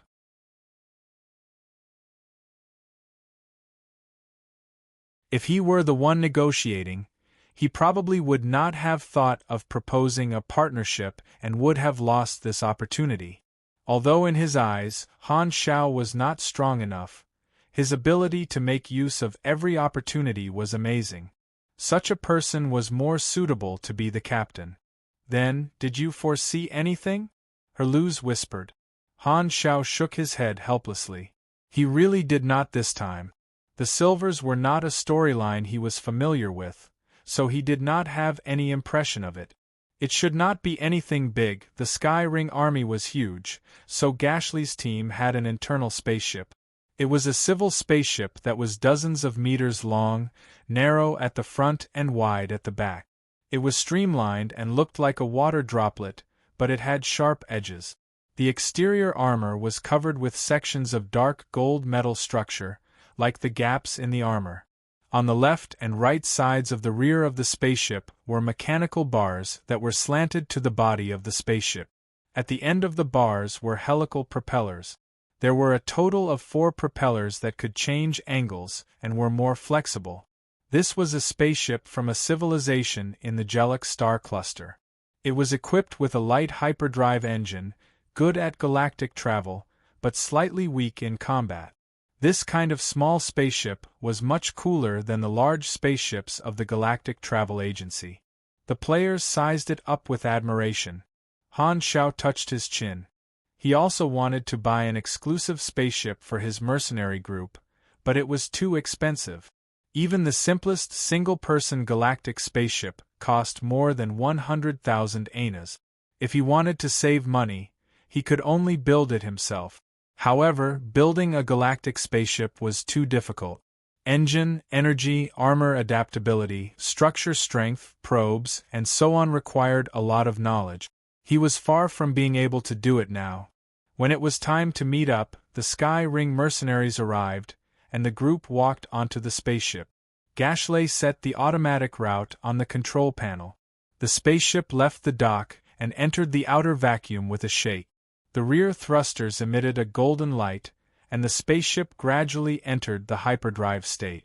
The bright galaxy outside the window quickly blurred and finally turned into a pulling glowing line that seemed to have an infinite length.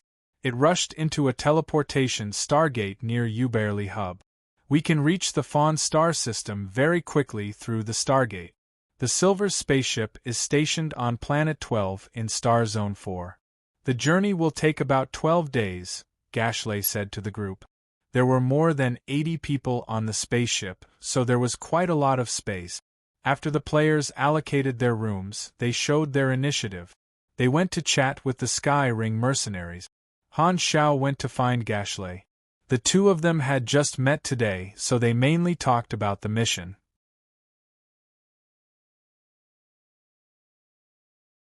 However, Gashley did not know the specific details. He only knew that he was only one of the teams that had been summoned. The representative of Sky Ring this time was a 3-ring officer with the code name Ice Arcanist. A 3-ring officer was the backbone of the organization. They were basically all strong combatants with the strength of Grade B. This Ice Arcanist was the leader of Sky Ring this time and had the authority to decide whether to hire Han Xiao or not. This code name sounded like a mage.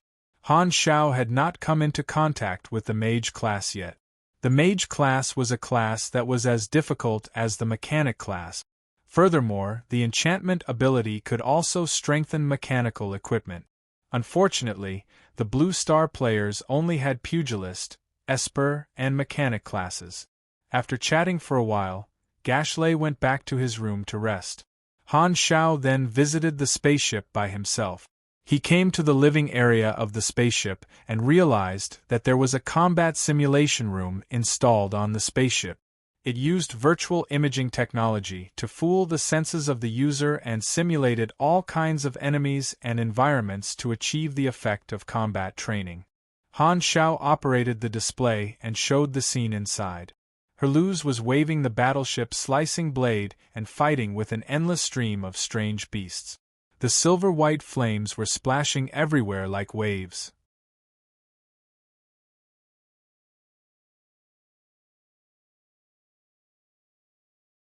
Chapter 357. Herluz slashed left and right happily. Suddenly, the enemy disappeared, and Han Xiao opened the door and walked in. "Why did you come in?" Herluz asked with confusion. Han Xiao chuckled. "It's boring to train by yourself. Come, let's spar." After reaching Grade B, he had not fought yet, so he was itching. He was a gentleman and would not bully the players for no reason. Coincidentally, Herluz was a veteran Grade B, so it would be meaningful to spar with him. Sparring with this old Grade B would make it easier for him to understand how strong he was. Only by knowing his strength would he have the confidence to seek death, do things in the future. Spar. Herluz was speechless. He only had one thought in his mind. You? The grade of a super was different from the cup size. The difference between C and B was like the difference between the Earth and the Earth. It was completely unequal in terms of combat strength. It would only be called a spar if both sides were evenly matched. Herluz was not too willing.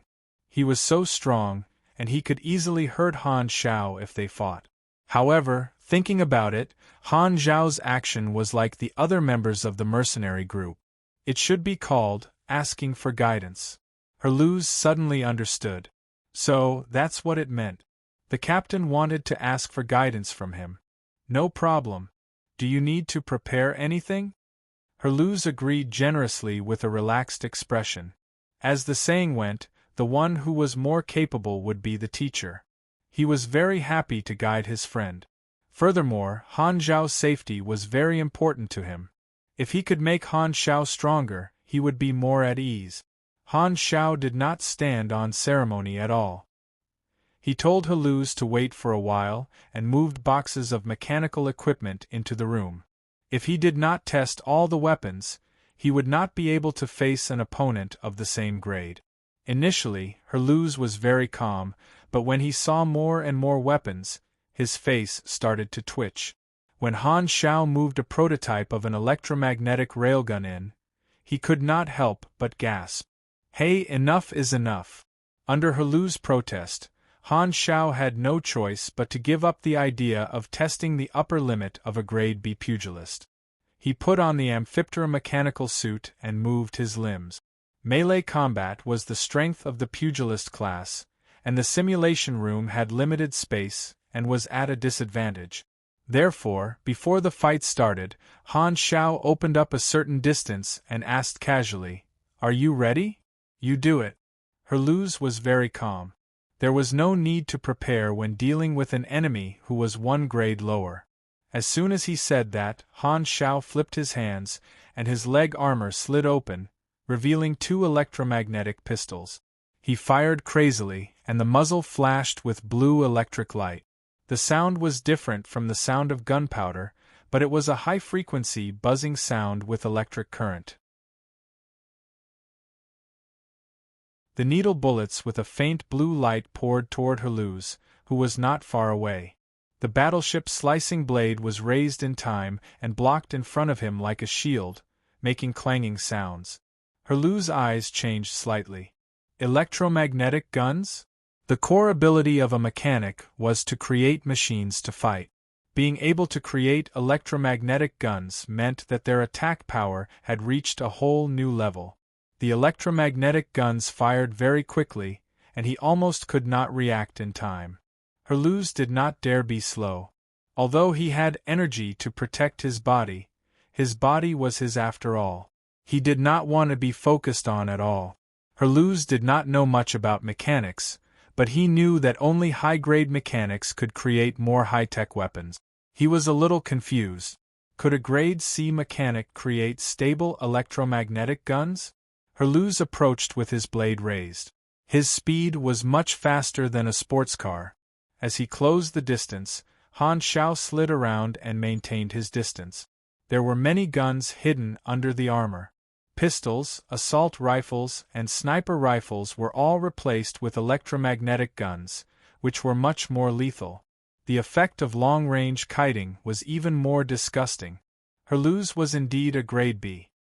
His reaction was very fast, and the wide battleship slicing blade was suitable for blocking.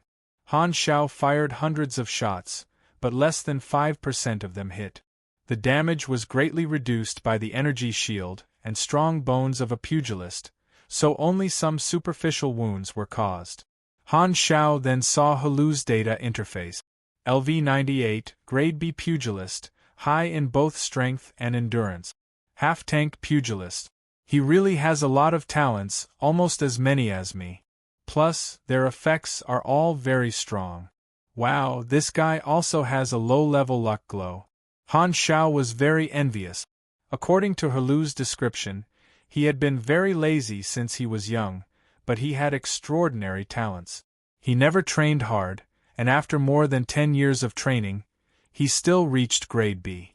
Maybe this was talent. Han Xiao could not help but think that if Haluz did not die like in the original plot, he might have reached grade A. This is a stock with great potential. This thought flashed through his mind. As his strength increased, Han Zhao's brain worked faster. He could think about other problems while fighting without being distracted. This time, Haluz suddenly stopped and did not chase anymore. The silver-white flames suddenly expanded, then contracted, and gathered in his palm, turning into a blinding silver-white light ball. Boom! Veins popped out on Haluz's face, and he seemed to be having a hard time. He roared and pushed his palm out. The light ball suddenly shot out, and energy continuously flowed out from his palm. A blinding silver-white light wave shot out like a roaring dragon, and the light filled Han Xiao's vision. Wow, a member of the Sun family. Han Xiao blocked with his hands. The next moment, the light wave hit his arms and sent him flying into the wall. The burst of light swallowed up his figure. As long as a pugilist learned the shockwave blast technique, they would be able to release wave. This was one of the pugilist's skill tree abilities, just like the mechanic's knowledge tree. It compressed energy into a ball, and its power depended on the energy level. The disadvantage was that it consumed a lot of energy. There was a difference between waves. Compared to Grade C, Grade B waves were obviously thicker and longer lasting. Even if Haluz lowered his energy output for fear of breaking through the simulation room's walls, the rapidly rising temperature in the room showed the power of this attack. This should be enough. No, why did I use this move? Haluz was shocked. He originally had the intention of teaching Han Xiao, but because he felt a slight threat during the battle, he subconsciously treated Han Xiao as a great enemy and used a powerful attack. He immediately regretted it. Energy waves of this intensity could even injure Grade C pugilists, let alone mechanic. Just as he was about to stop the energy output, a crescent-shaped lightning shot out from the center of the light wave and slashed the light wave apart. Han Xiao leaped into the air with a ferocious black scythe in his hand. He descended and slashed down with the scythe. Electric snake tear. Haluz immediately raised his blade to block. The scythe created a storm of sparks on the battleship's slicing blade, and the sound of metal rubbing against metal mixed with the sound of electricity. He stepped back and avoided the attack. He saw that Han Xiao, who had landed on the ground, had many parts of his body burned red by the light wave. White steam surrounded his body, and agile mechanical force electric snakes flowed all over his body. His energy reaction had risen to a shocking level. Han Xiao twisted his neck and joked, "That was close. I almost couldn't take it." Although he said so, his tone was calm and full of energy. There were no signs of him being injured at all. Haluz's eyes widened. To be able to take an energy wave head-on without being injured and still be able to release such an aura, there was no way he was just a Grade C. "You're a Grade B super?" Haluz was stunned. "You were not this strong when you were in Sunil." Han Xiao shrugged and said, "I improved." It had only been a few days, and he had already improved beyond his grade. "Could it be that you're more talented than me?" Haluz was dumbfounded. He had always known that his endowment was very strong. Although he was not proud of it, seeing a super who was more talented than him now made him feel complicated. "Don't stop. We're not done yet."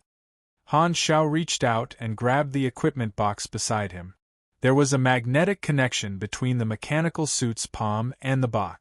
The box seemed to be summoned and flew toward him. In midair, the box opened automatically, and the exoskeleton armor inside popped out. Following the position of the magnetic connection, it quickly floated over and covered Amphiptera. In the blink of an eye, it formed the siege mode of a metal giant. Another benefit of advanced electromagnetism was that by adjusting the magnetic force of different parts, the equipment could be connected automatically. There was no need to manually put on clothes anymore, which increased the speed of putting on the armor. Feeling the energy reaction from Han Xiao that made his heart tighten, Haluz's expression became serious. He adjusted his attitude and threw the idea of guiding him out of his mind. "You're right. Our battle can be considered a spar."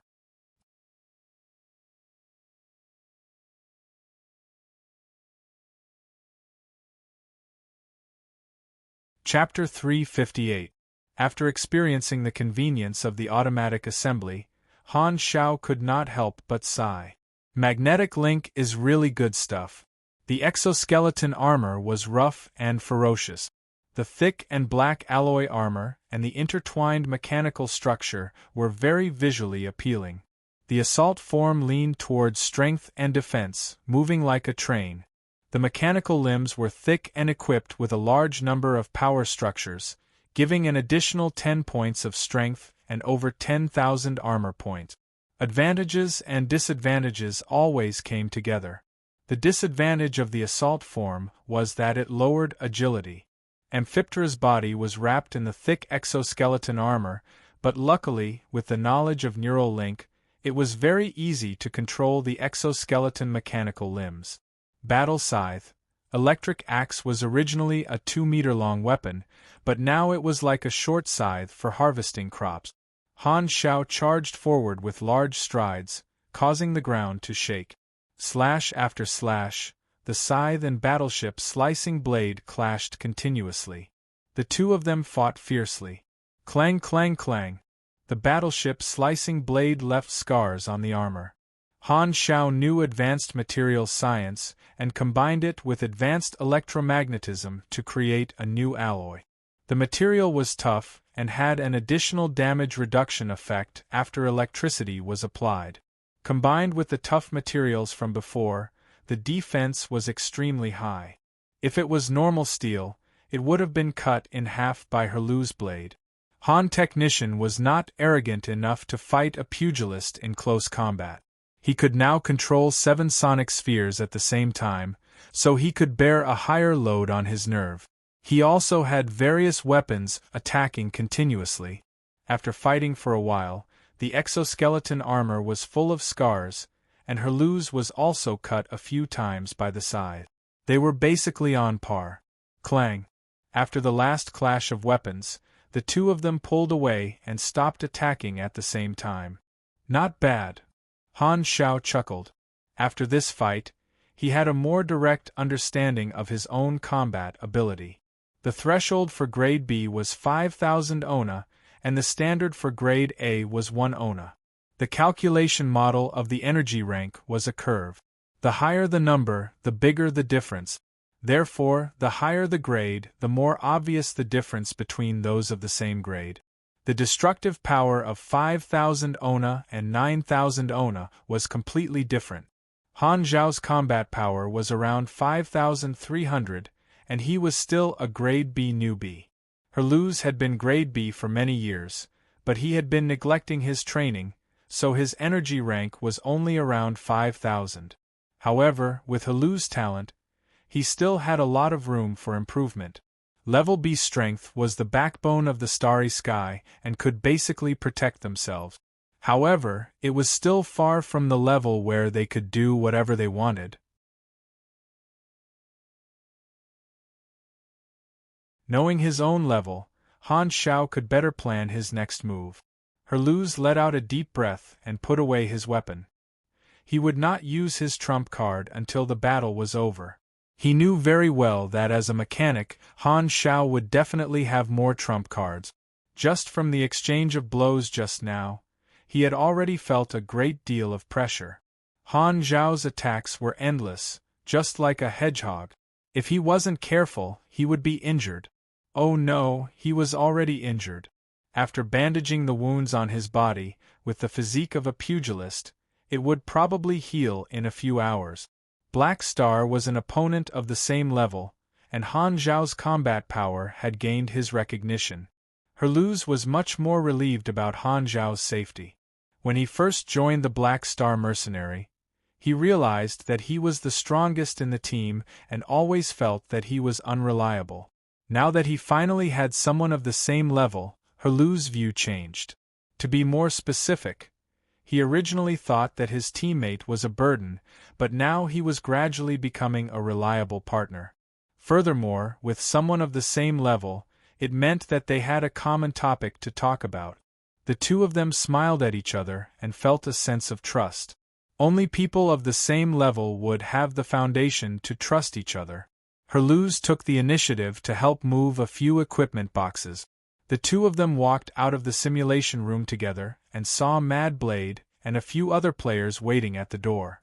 They were all shocked. "Black Phantom, you're so strong." Mad Blade's eyes were twinkling with stars. The content of his words was like a piece of cake. Mad Blade was very diligent. He wanted to find Herlu's to trigger a guidance event, but he coincidentally saw the battle just now and was shocked. Because the mercenary group's information was public, Herluz was the only grade B, but Han Xiao was evenly matched with Herluz just now, so he was definitely a grade B too. Mad Blade and the others immediately came up with a logical explanation. Han Xiao must have been hiding his strength during the test. In the traditional view, the leader should be the strongest. The original leader's strength was not as strong as the new leader's, and this made the players feel uncomfortable. Only now did Mad Blade and the others feel comfortable. Han Technician's image was strong and mysterious. In the eyes of the players, he should be someone who could capture the moon from the top of the world and hunt turtles from the bottom of the world. Only the current performance matched the position of Han Xiao in their hearts.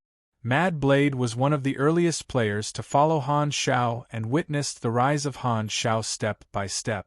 Every time he saw Han Xiao, he was habitually glad that he had made the choice back then. However, ever since he entered the galaxy, Mad Blade had been a little depressed. Because the team had expanded and the number of people had increased, he felt that he was left out. Back then, when Han Xiao had issued those quests with high rewards, Mad Blade had never gotten tired of them. However, the quests now were too serious, and Mad Blade missed that feeling very much. However, at the same time, he was secretly happy because of that. One had to know that no other players had seen those quests before.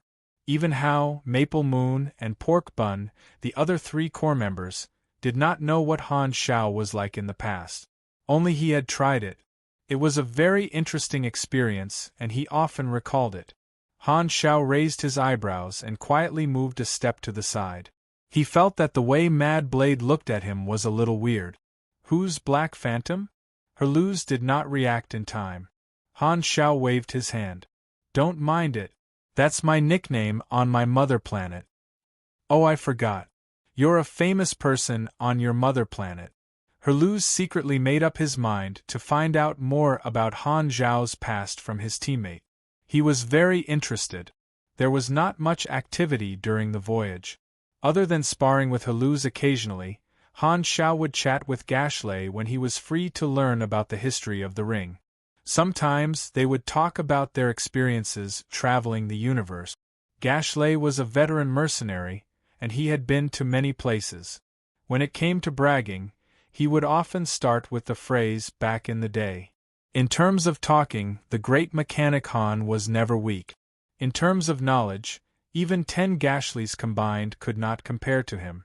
The two of them chatted happily and gradually became familiar with each other.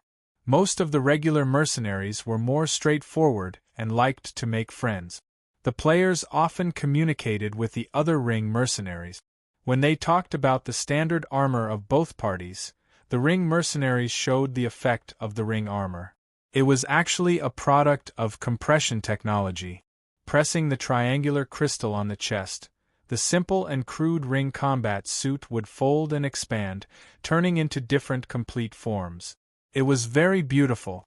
The Sunil soldier armor was instantly overshadowed, and the players were all shocked and envious. Seeing that the players were tempted by their resources, the ring mercenaries tried to lure the players in privately, promising that they would be able to get a set of ring armor for free if they joined the ring. As long as the recommendation was successful, the person who recommended it would also be rewarded. Headhunting was a common activity in the mercenary industry. The atmosphere was very free.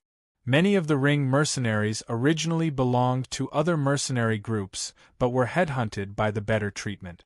However, the players did not fall for this at all. Being tempted did not mean being swayed. They were still waiting for more good things to appear in the mercenary group store. Perhaps one day, the Black Star store would also have ring armor, so they were not in a hurry at all. These players trusted Han Xiao very much. The private invitations were all rejected, and the ring mercenaries were very surprised. They did not expect the mercenaries under Black Star to be so loyal. Han Xiao learned about this from Pork Bun and was in a good mood. The cohesion of the faction was slowly forming, and this group of players had the style of a backbone. At the same time, in a certain asteroid belt in the Fawn star system, a few scavenger spaceships moved stealthily, maintaining the information interference force field and stealth state. It was the scavenger organization that attacked the Silvers. This was a group of slave traders who often sold human beings. They were notorious and had been rampant in the shattered star ring for a long time. At the bottom of one of the spaceships was a prison dedicated to holding captive. This group of scavenger had done this several times before attacking the Silvers. The goods that were not too valuable were locked together, and the expensive slaves were locked up separately. The 17 captured Silvers were locked up separately. A thin man with light golden skin and messy white hair walked into the prison area. He looked gloomy. He was the leader of this group of scavenger. His name was Peggy, and he was a mixed-blood Godora. He only had 1/8 of the Godora bloodline in his body, but his appearance was still very similar to that of a Godora. This showed the dominance of Godora genes. The difference was that there were thin scales on his skin, and his eyes were vertical like the eyes of a snake. He also had some kind of snake genes. As soon as they saw him, the prisoners in the large prison cell became agitated and shouted, "Let me out! I'm an exploration team member of the Holy Stone Civilization. How dare you capture me? Let me go immediately, or I will. Who are you going to sell us to?" You're tuning in to the Phoenix Knights YouTube channel. Don't forget to subscribe and join us on this journey to catch the most captivating stories.